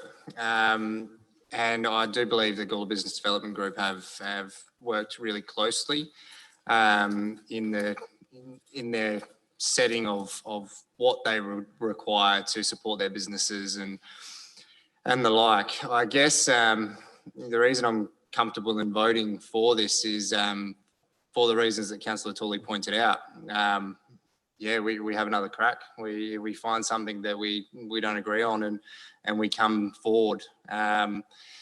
The money is there if we need it. We've got this playground thing that I'm working on in Aspire Estate. I would have loved to put a budget bid in for that, but I didn't have the facts and figures ready to go. But I do see money found all the time, as Councillor Tooley's pointed out. So I'm happy with this direction in the way of what we're proposing for a COVID relief fund. And it does tie into my motion coming up around making sure that we understand the tender process so that we can support the locals. And we are offering the option to defer rates or even waive for those in need. So I think what we've got there is a good move forward. But I do have some reservations, as we all do with different walks in our life. We all have our own opinions, and I do pick up on what Di's saying there. I would love to see who's quoting for you. I'll do it. I'll do it for free if need be, to save you some money. But yeah, look, and I also can't do it for under 10 grand there, Ian. You've really thrown me in the deep end there. Yeah, 12 is probably my minimum. But look, yeah, there's some adjustments to happen, and we're going to have another crack, and we're going to have to break down these items. This is an overall direction, I think, is the right move. The nitty gritty is definitely something that we need to delve further into. So yeah, look, I'm happy to support it the way it is. Thank you. Any other discussion? We've got Councillor Fraser. Do you want to close the debate? Thank you. Yes, there's been a lot of work put into this, a lot of meetings that we attended to get to this stage. And Councillor Turley, I'm happy it got put in as a budget bid, because otherwise $35,000 would have been spent on it and we wouldn't have known until after it was paid for. So I'm happy for it to have been put in like that. So the debate is closed. I put that motion. All those in favour of the motion, please raise your hand. All those against? It is carried. Thank you. Division. Councillor Tully has called a division. All those in favour, please stand, and I'll call your names out. Thank you. All those in favour are Councillor Davies, Councillor Kosh, Councillor Goldstone, Councillor Little, Councillor Hughes, Councillor Shanks, Councillor Samble, Councillor Fraser. All those against are Councillor Tully and Councillor Vallelonga. You're sitting down, are you? Yep, okay. The motion is carried. Thank you. You may take your seats. Thank you. So we will deal with item 11.8, and then we'll seek a break, and then that finishes the budget rates matters. So I am now on page 56. You wish to move the? I've got an interest in point 9 of 11.8 as an employee of the Landscapes Board. All right. Yeah, in the past we have broken this up, or yeah, or I've just leave the room for point 9, which is the collection of the levy for the landscape. We can take that out, and then yeah, that's something we've done before as well. I'll see if okay, so if are members happy that we deal with 1 to 6 to just remove 9 to 16, excluding part 9. Are members happy for that? And if you are, I'd be looking for a mover that excludes part 9. We take that out, deal with that separately, and then we'll offer Councillor Hughes the opportunity to leave the room, whatever he wants to do with his conflict. So this is a motion to deal with parts 1 to 16, 1 to 16, excluding part 9. That is a separate move that way, Councillor Little, seconded by Councillor Fraser. So you got that, Chris? That we're dealing with parts 1 to 16 of 11.8, excluding part 9, which will be dealt with separately. So we just make it really clear.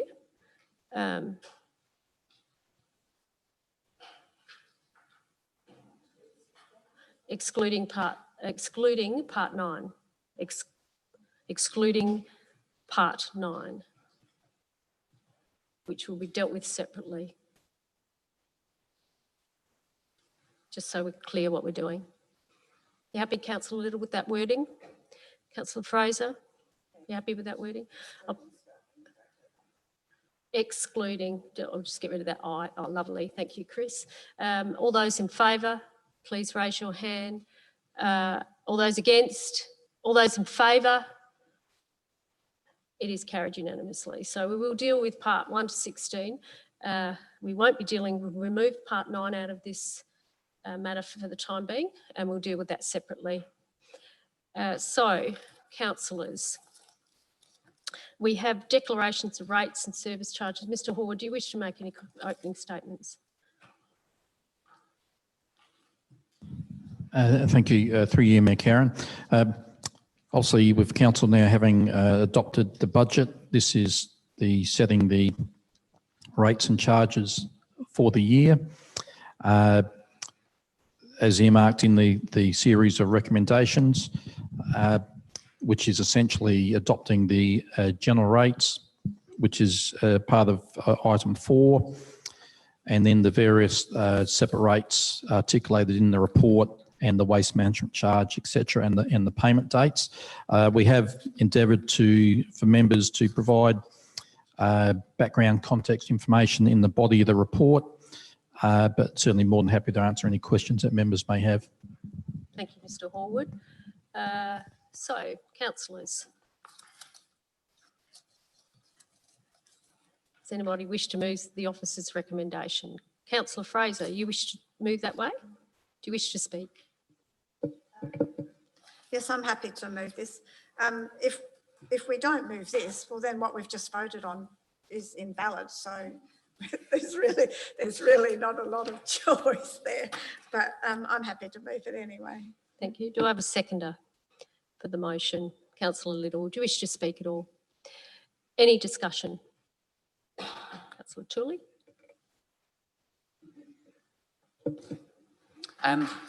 Yeah, look, I think it's quite irresponsible of Councillor Kosh to say that we're the only council doing wonderful things in this COVID space. That is just a load of rubbish. I read the media. There are some councils that are doing similar. There are some councils who have actually said we are not going to increase our rates. There's other councils offering support equal to or more than what we're doing. So don't fool yourself and think that somehow we are doing wonderful things. We are doing some good things, but we could be doing a lot better. And like I've said to you, to say that we'll put out a package that says capped at this amount, we will give you, if you can jump over enough hurdles, we will give you a discount. And then to say, but we'll catch that back by increasing the rates across the board. I think our ratepayers need to know that, and they should be disappointed in that. A deficit in these times is not a bad thing. You can borrow money very, very cheaply, and governments, if they're not printing it, they're borrowing it in droves, and the interest rate is negligible. It won't be long. We've even seen it on occasions where it's negative. They actually give you money to borrow money. I've never thought I'd see that ever. And then to say that we're going to increase by 2.4% our rates, which I read there in a number of these items. It starts, I think, in point 1 and it's mentioned again, 2.4%. You know what? Have you had a look at CPI? CPI is tracking below 1%. Inflation is so flat, so flat. But we often say when we justify over the years a 3%, we say we're matching CPI. And we've said that to our community to justify why we've had to increase the rates on an annual basis. We're matching CPI. What that means is that our expenses have gone up by CPI, 3%. Therefore, yours needs to go up. Well, CPI ain't tracking at 2.4. It's tracking below about 1%. And I know that very, very really because I'm a pensioner and my pension is indexed on CPI twice a year. And I wait for that envelope to open up and, oh, you're getting $1.50 a week extra. Oh, wonderful, wonderful. So here we are, again, in a bit of a bubble. We're saying to our community, so many of you are doing it difficult with your businesses. Go and ask them. Go and look at the number of empty streets. Go and look at the Gala South section. 50% of that homewares section is empty. Significant numbers of our shops in the main street, empty. The number of people who are unemployed. And we act as if 2.4% doesn't matter. Well, if you're getting $150,000 a year, $200,000 a year, $280,000 a year, you live in a disconnected world to reality. Look at the person who is on JobKeeper or job seeker or is sitting on $50,000, $60,000 or $70,000 a year, they are hurting. And I think they look at our budget and we're a bit like Nero, fiddling while Rome burns. You know, we're carrying on as if it really isn't out there. And I think our budget reflects that.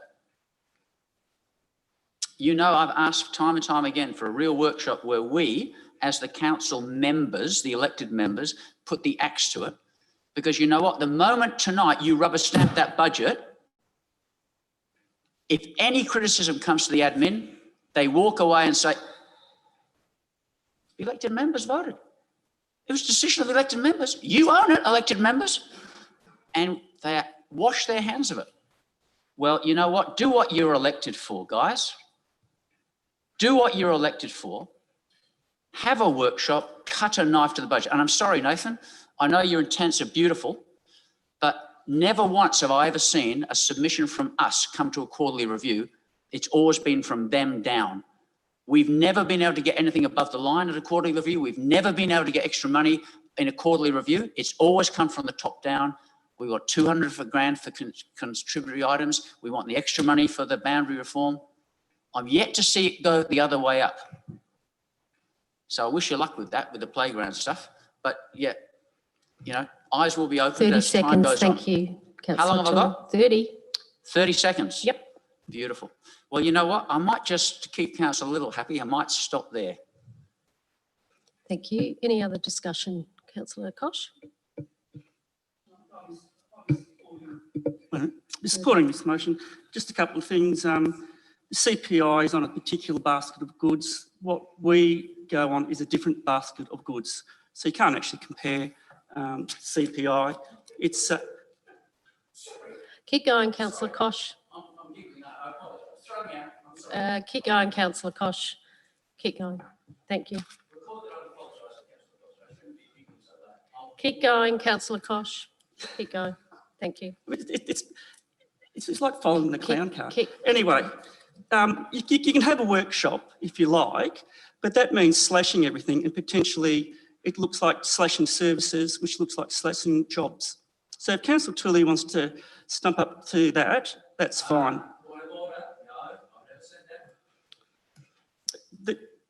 I'll uphold the point of order. Okay, that's fine. Keep going. Yep. Yeah, okay. We need to pass this because we passed the budget. This is the rates that, you know, the rates that actually match in with that. So again, we need to keep the wheels of our organisation running. Okay, thank you. Thank you. Any other discussion? Councillor Hughes. Just a question. In past years, there was a council CPI rate that James did measure that basket. Local government CPI rate. Yeah. So do you off the top of your head know what that percentage is? Mr. Horwood, you usually are pretty good with your figures. Very good, in fact. Through you, Mayor Karen, the local government price index is the index you're referring to, Councillor Hughes. My recollection, Mayor, certainly for the March quarter, it was actually referenced in the one of the rating reports of the movement, which is, I think it was slightly above 1% from memory, but I know it is referenced in one of the reports tonight. Thank you. Mayor Karen. Thank you, Mr. Horwood. I think that addresses your question.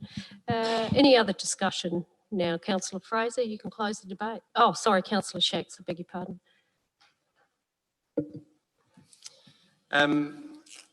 A lot of information here, as always.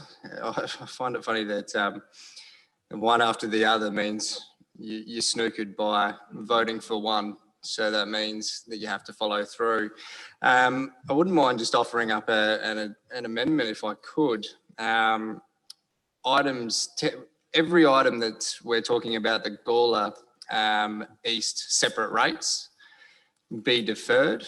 I'm happy to support the other items in here, but... That's not an amendment. That's an alternative motion. Sorry, I can't accept it. Amendment is a minor change. So I can't accept that's a significant change. So I'm not able to accept that. I think we need to catch up on significant and not significant. That's the twice that we've been confused on that one. So I'm not confused. I'm quite clear. Oh no, I understand you're clear, Mayor Redmond, obviously. So unfortunately, I won't be able to support this then, because what I'm trying to do there is, by voting for this, what we're going to do is say, regardless of the conversations that we've had, we're still going to move forward with the separate rate the way that it sits after all that. So, you know, I'm saddened to say that I can't support the lot of hard work that went into this by just a few different things there, because we can't have a conversation around moving 3 points. But look, we're here now, so let's roll with it. Any other discussion? Being none, Councillor Fraser, do you want to close the debate? You happy for me to close the debate? I'll put that motion. All those in favour of the motion, please raise your hands. All those against? It is carried. Thank you. So Councillor Tooley has called a division. All those in favour, please stand. And I'll call your names out.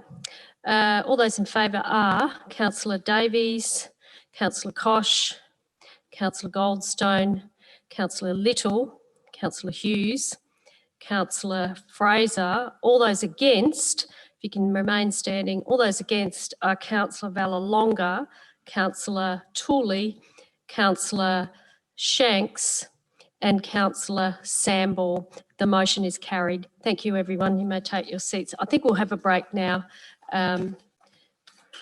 for 10 minutes. Thank you, everyone.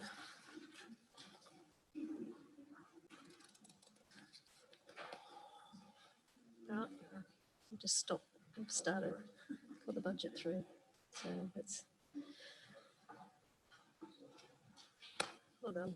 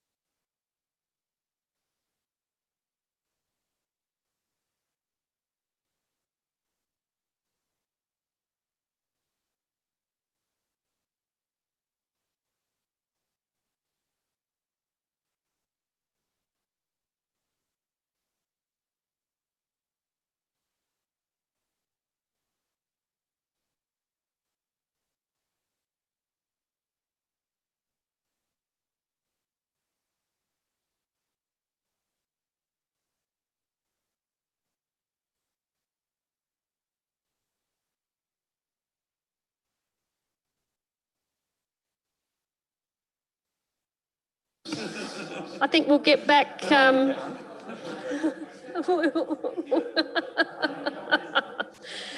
Thank you, everyone. I think we'll get back to at 10:30. We can, but we'll do item 9 first. So welcome back, everyone. Welcome everyone on YouTube, and also staff in the community gallery. Welcome back. Welcome back, elected members. So we'll deal with item 9, and Councillor Hughes, you wish to declare a conflict. Is that correct?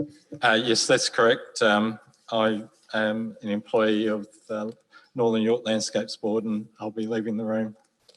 Thanks. And the nature of your conflict?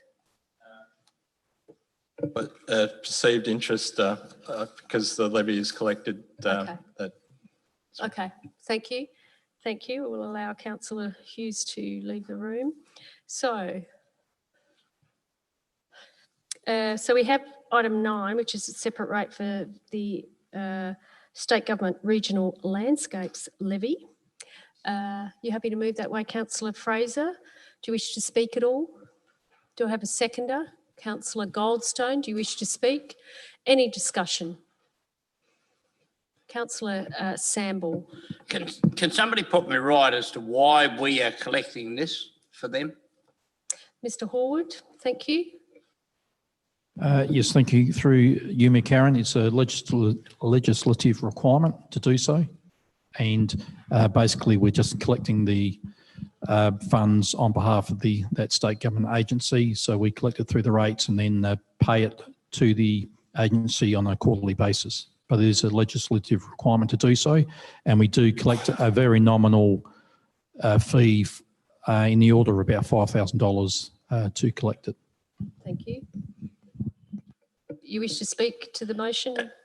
Well, put this way, I just don't understand it. Last night I attended a very lengthy meeting in Borough at the Court of Council, and this discussion came up all the time about why is the council collecting this money, because at the present time the NRM board, well was, now it's called Landscapes or something or other, is in diabolical trouble. And I say that because of the openness of the meeting last night. There's 6 conservation parks in and around the Gorda area, and they're all locked up because no one can maintain them or keep an eye on them and all this sort of stuff. And I thought that's what that sort of money went into, was to maintain the parks that the government have actually obtained. But Councillor Hughes, who works for them as well, is now travelling all the way to Clare every day to keep his job, because they're basically closing down all the way around the place. Now, you know, what are we going to do? Do we just still go on collecting the money? Where does the money go? And why is the town of Gala collecting that money? Well, we have to, because it's required under the Natural Resource Management Act 2004. As Mr. Horwood says, we are required to collect it. Appreciate your comments, Councillor Samble. We don't really have a lot of choice in the matter because it's a state government requirement. It has been brought up on many occasions, as you know. When you were mayor, I think it was brought up as well. That's right. So it's certainly, the money is well spent, and I think that Council, Mr. Viney, it's under your control, isn't it? A lot of the NRM money, is that right? Or is it Mr. Delina, or both? And a lot of that money is spent on our river system and our catchment and other activities. So, yeah. Sorry? Oh, yes, thank you. Thank you. So I'll go to Councillor Vallelonga. If it's less, why are we voting on it? We're voting on point 9, separate rate. But why? Because we have to collect it under the Natural Resources Management Act 2004. So why are we voting on it? Well, we have to go through that process.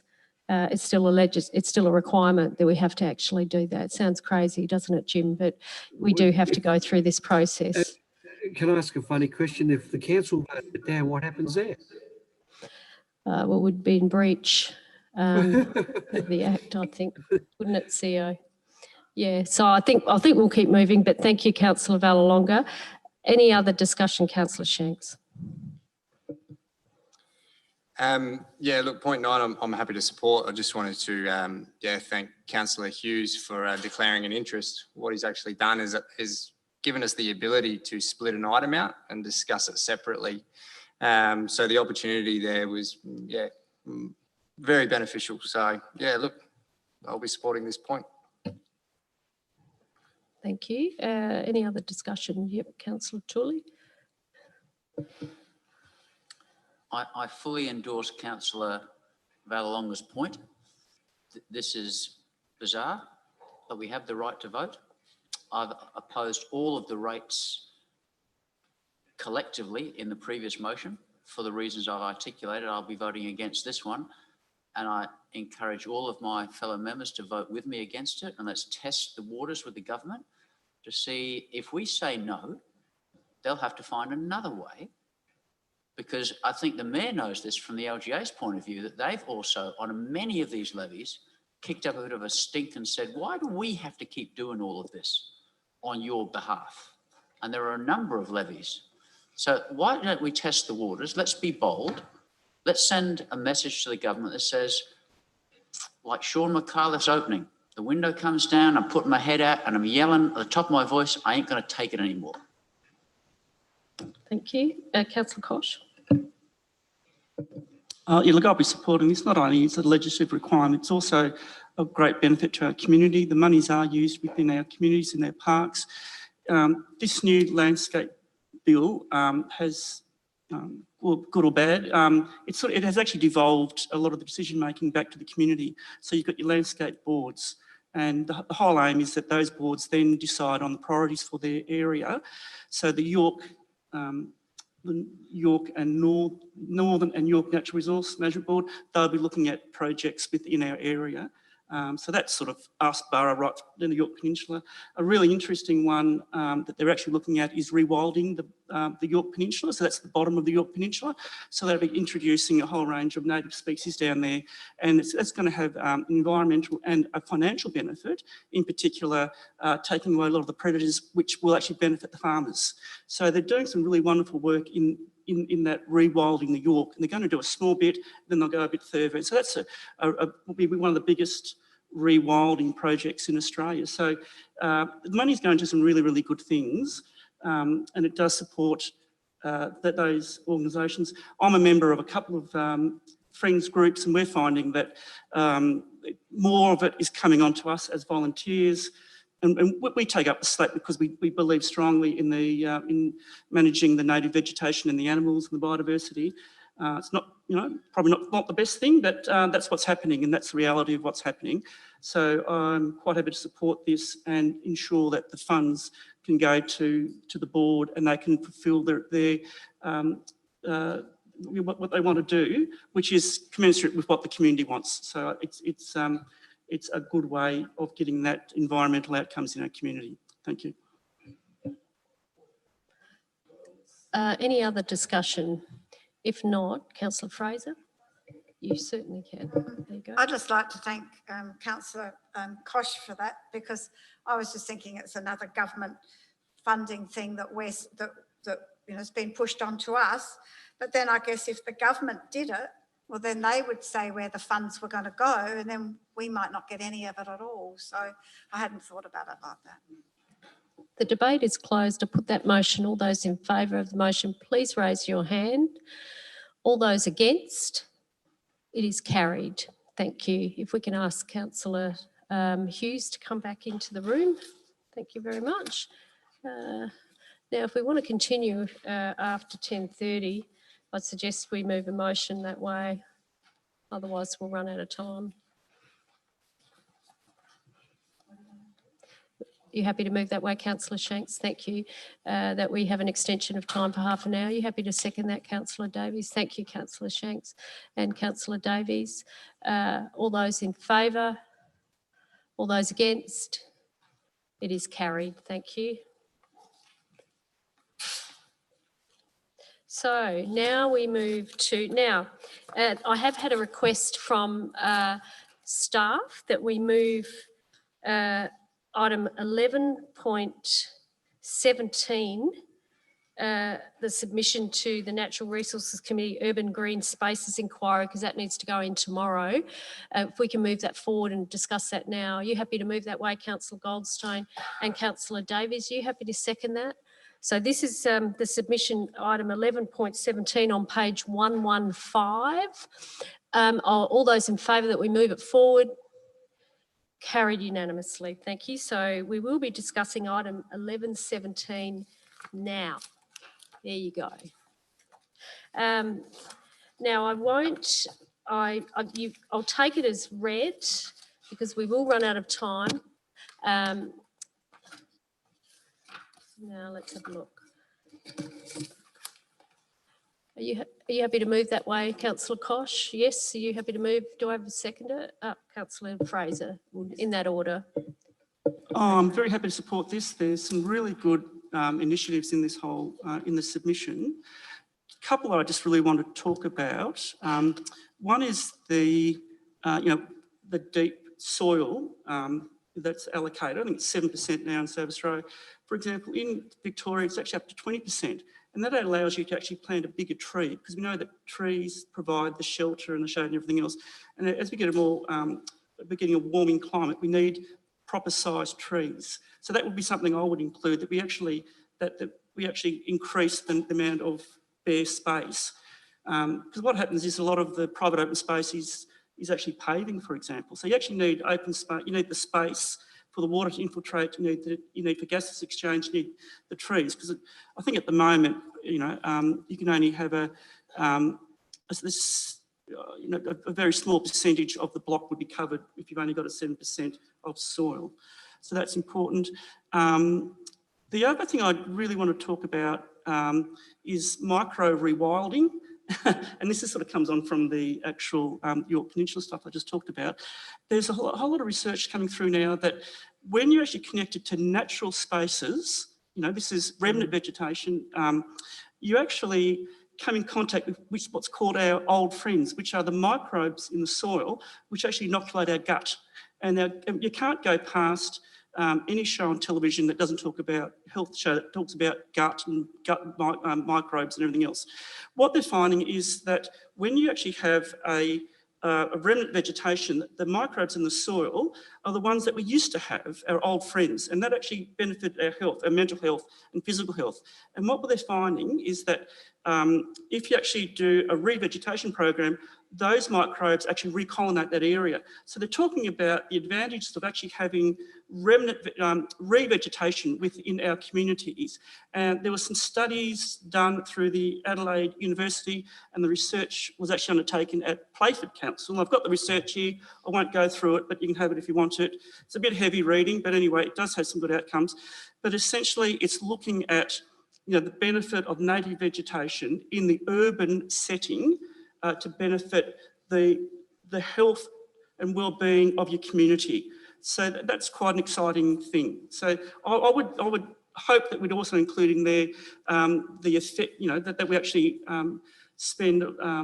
invest in that native vegetation. Because once you've got the native vegetation, when I talk about native vegetation, I don't just talk about trees, but I talk about a suite of plants. So it's biodiverse. It's diverse, then the soils become diverse, and then that benefits you as a human. So, the other thing they did say in there is that, I won't go into that, it's a bit controversial. But I will say that I also support the water sensitive urban design, and what I would say is that sometimes those designs are taken over by engineered, they're over-engineered. I'd probably like to see more of a horticultural solutions. For example, swaling to actually allow water to infiltrate into the soil, which actually benefits the biomes, etc. So sometimes I see some of that water harvesting design stuff a bit over-engineered, and when it's over-engineered, it tends to be more expensive and accessible. But I've done a lot of work around water harvesting, and it can be done quite cheap. So I'd hope that would be really reinforced in there. So that's about it. So overall, I think it's a good submission, And I think, you know, if we implement a lot of those things, we could have a nicer, healthier environment physically and socially and emotionally as well. Thank you. Thank you. Councillor Fraser, do you wish to speak at all? Discussion, any discussion? Councillor Tooley. Start with a question, please, Mayor. I've read this document and it talks about the connections with some of our other documents like our community plan, our environmental plan, our climate emergency action plan, the biodiversity management plan. And forgive me if I've missed this, but has this submission that we're endorsing come before us before in a draft form at any meeting like the IES or council? And did I just miss that? Mr. Kelly.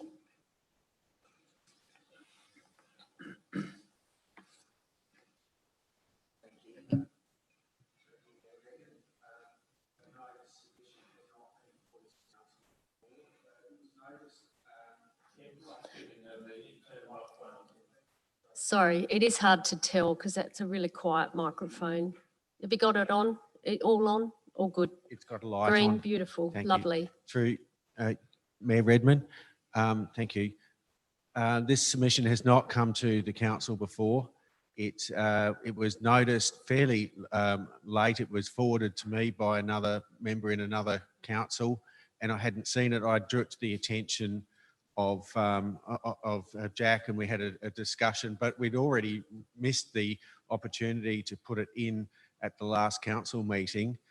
So we sought an extension and thought that it would be really good, since we have declared a climate emergency, Town of Gala has declared a climate emergency, to put forward some of the practical solutions that we had and support some of the other councils that are working very hard in this space, because urban heat is such an issue now. The Parliamentary Natural Resources Committee is looking into the challenges of losing urban green space and how to protect it and how to enhance it.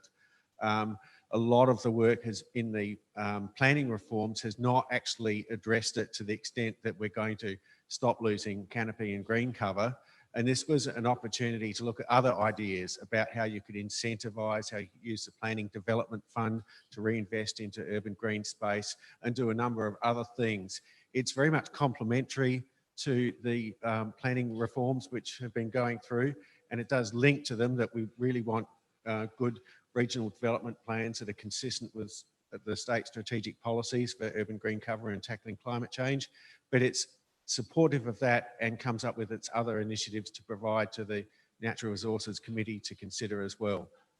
Thank you, Mr. Kelly. Thank you very much. Okay, you wish to speak, Councillor Tooley? Yep.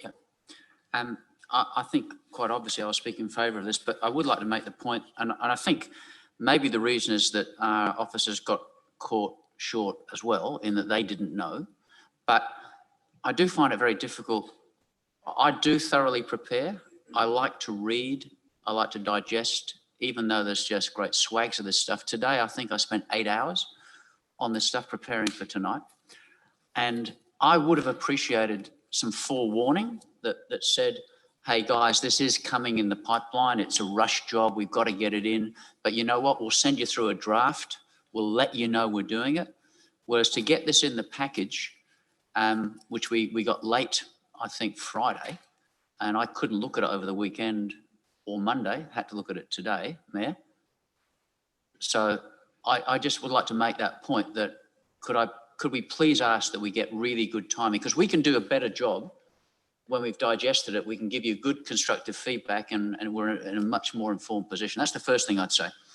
The second is, and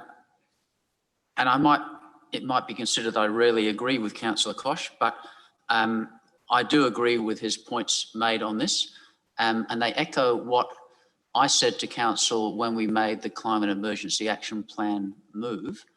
Is just at that time we'd had the heat island information come out to us from Climate Australia and other groups, and you remember in the advertise it was reported that Gala, it surprised us, had one of the worst heat island concentrations of the urban area. That was part of the data that we used to try to convince people we needed to make a climate emergency. And I sometimes send through to you I forward to you information about greening of buildings and greening of suburbs. You would have seen some of the pictures I sent through of some of those stunning buildings in Spain and in Europe where they're cascading with greenery in urban settings in order to bring down the heat sink effect. I think today, is it Hutt Street? We saw in the paper a design to turn, I think it's Hutt Street, into a European boulevard with trees and grasses to soften that area.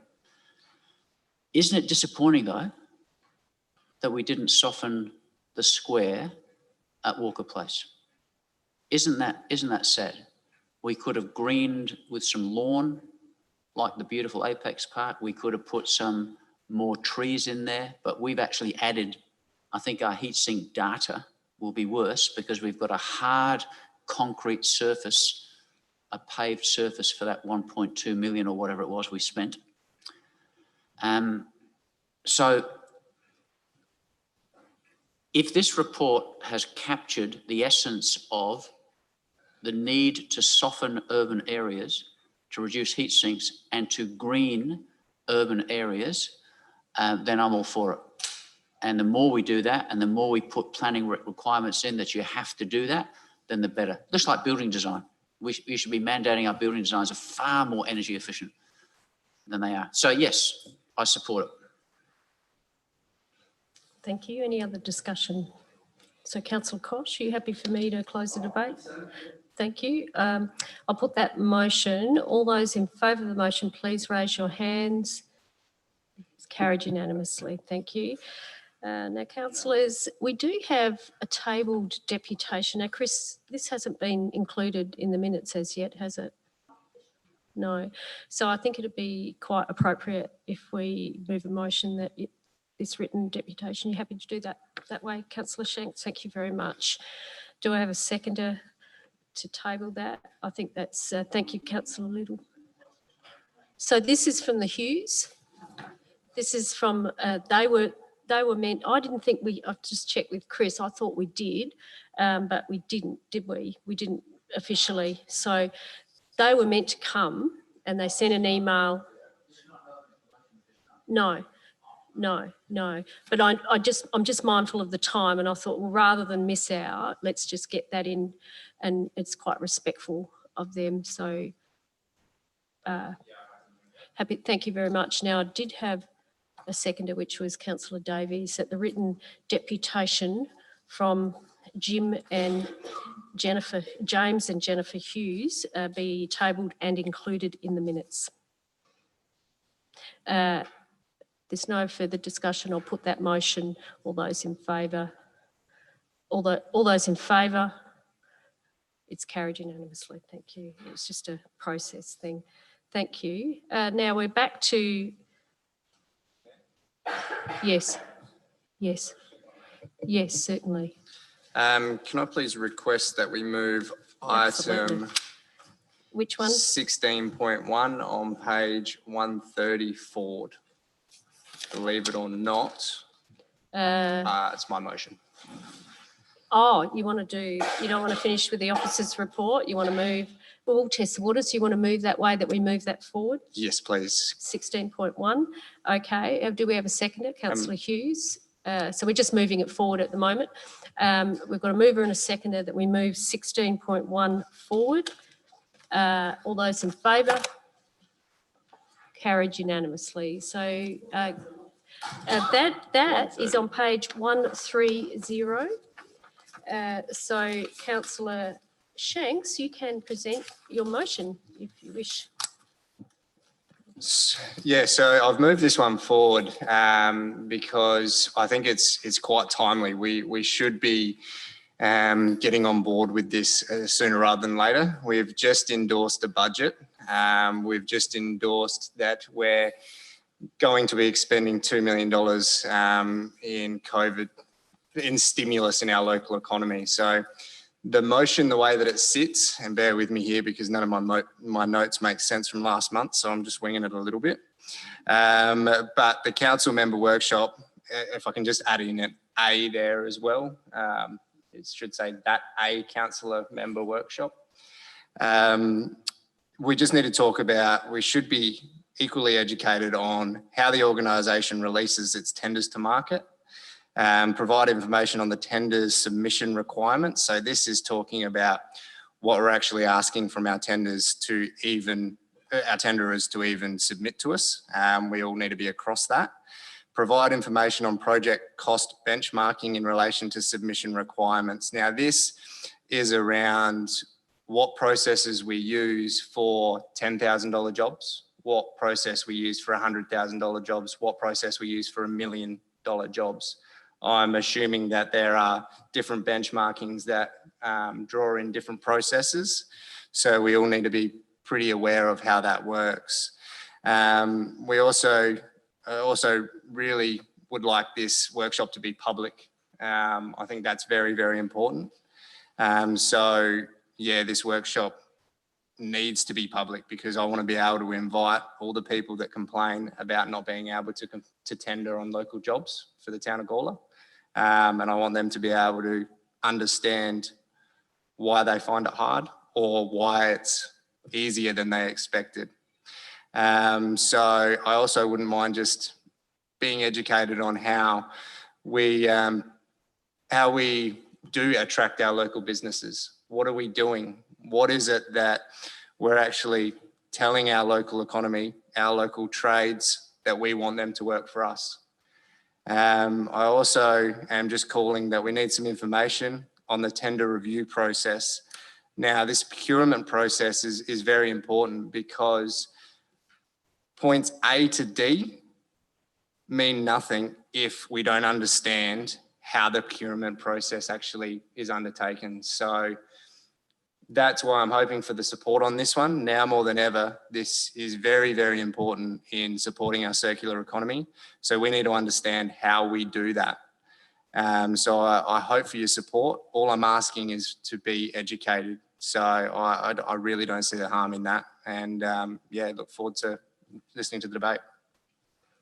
Councillor Tooley, you happy to second? Do you wish to speak?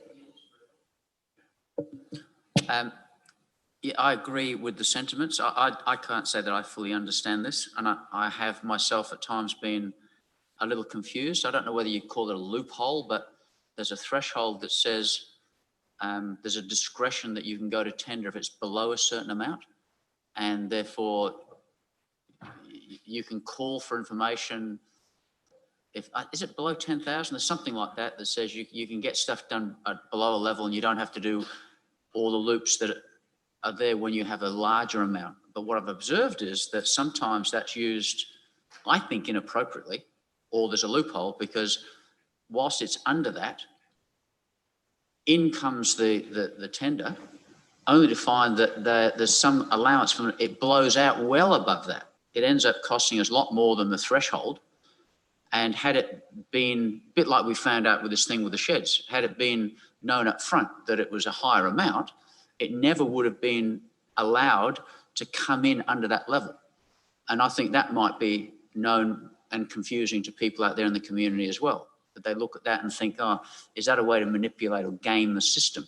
So the more I know about that, like I think you're right, then the better we are at making decisions or holding this administration to account, which is our job. Remember that. We are not just a rubber stamp of this administration. We are mandated to hold them to account because once we agree to something, they wash their hands. The members agreed. So, and we've been caught before. We need to be careful. So the more education we have, I agree with Councillor Shanks. Councillor Kosh. I've just got some questions. Yes, through the Mayor. certainly. The first question is, how much of this information is already readily available? That's my first question. And the other one, is there any confidential information which might be financially sensitive for our council that is being requested? Those two questions. Two questions. Mr. Delano, are you happy to address those questions? It's certainly. Through your Mayor, the Council's procurement policy provides a lot of guidance in this space. That's publicly available on our website. there's a lot of information, information that's been requested that is more in our procedures, in procurement procedures per se, acquisition plans, tender evaluation plans, templates that we've got set up, that there isn't necessarily public information per se.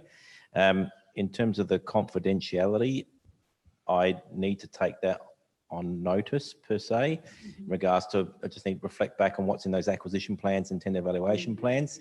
But certainly the percentage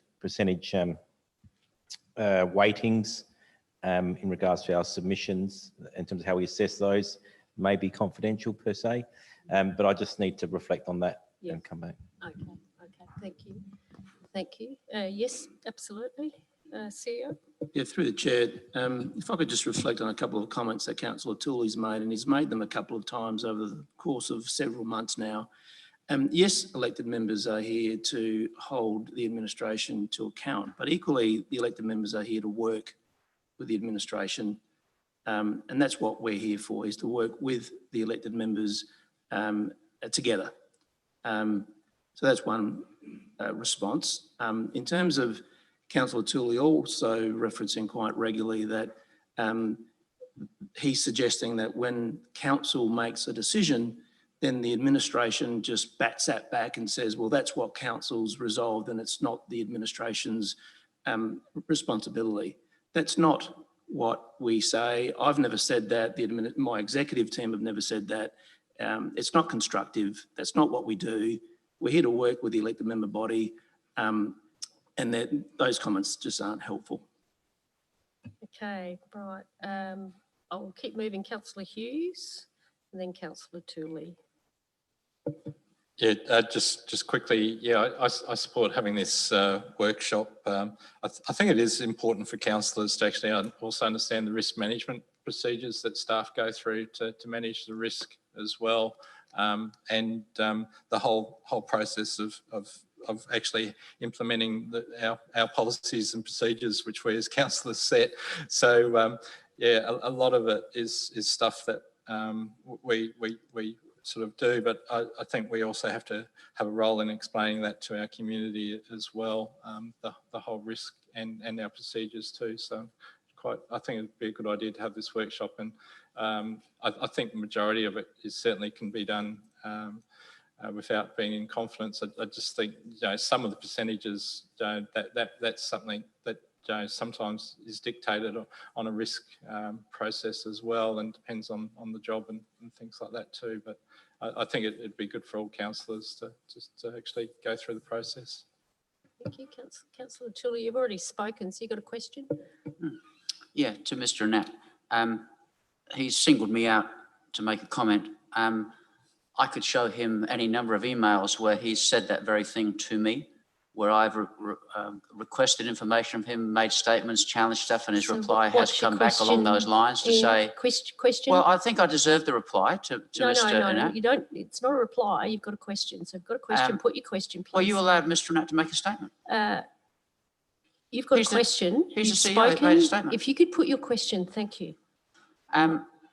And also in a lot of the media releases, you say in those media releases, the members have decided, council has decided. So you're not going to, my question is to Mr. Nat, why don't you be honest in your statement? Because what you said is not totally true. Okay, all right. So you don't need to answer that. So we'll move on. Any other discussion? Protected species.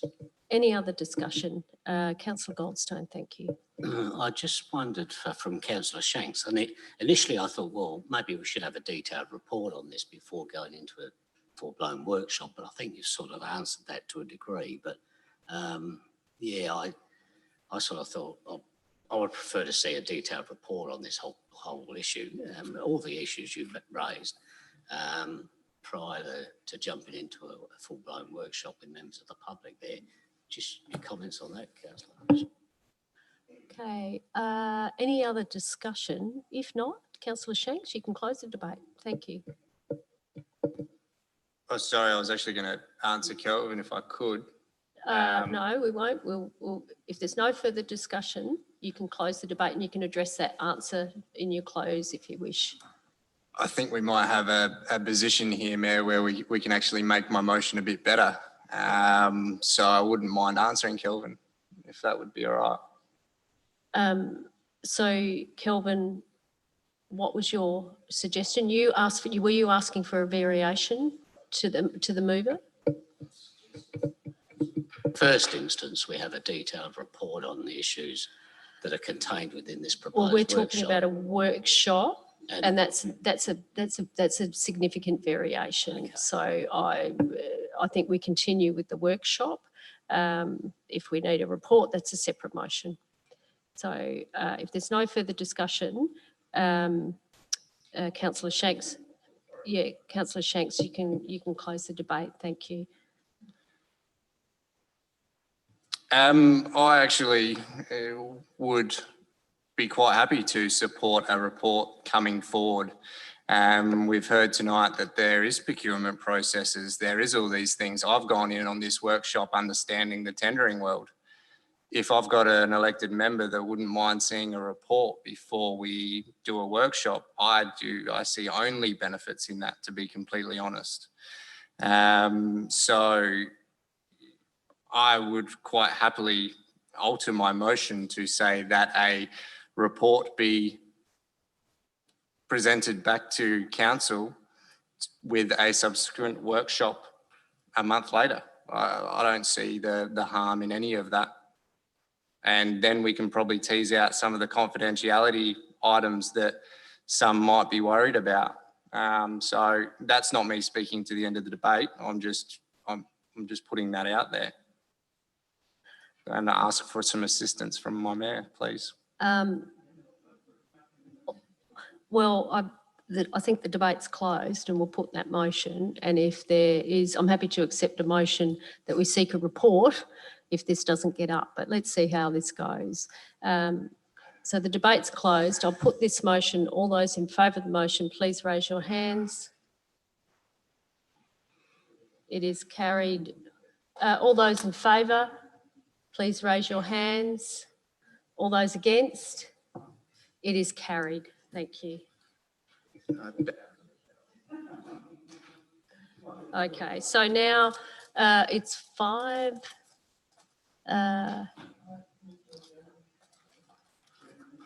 You're moving to adjourn, so that's a formal motion. When to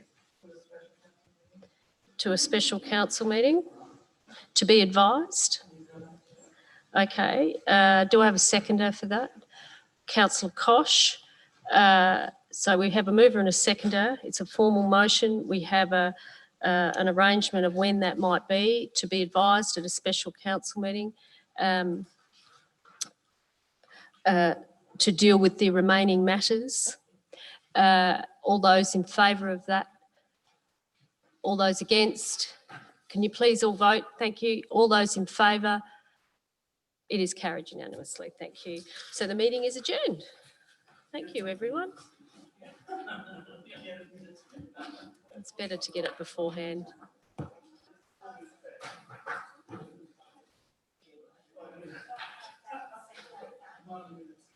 We have to have it soon.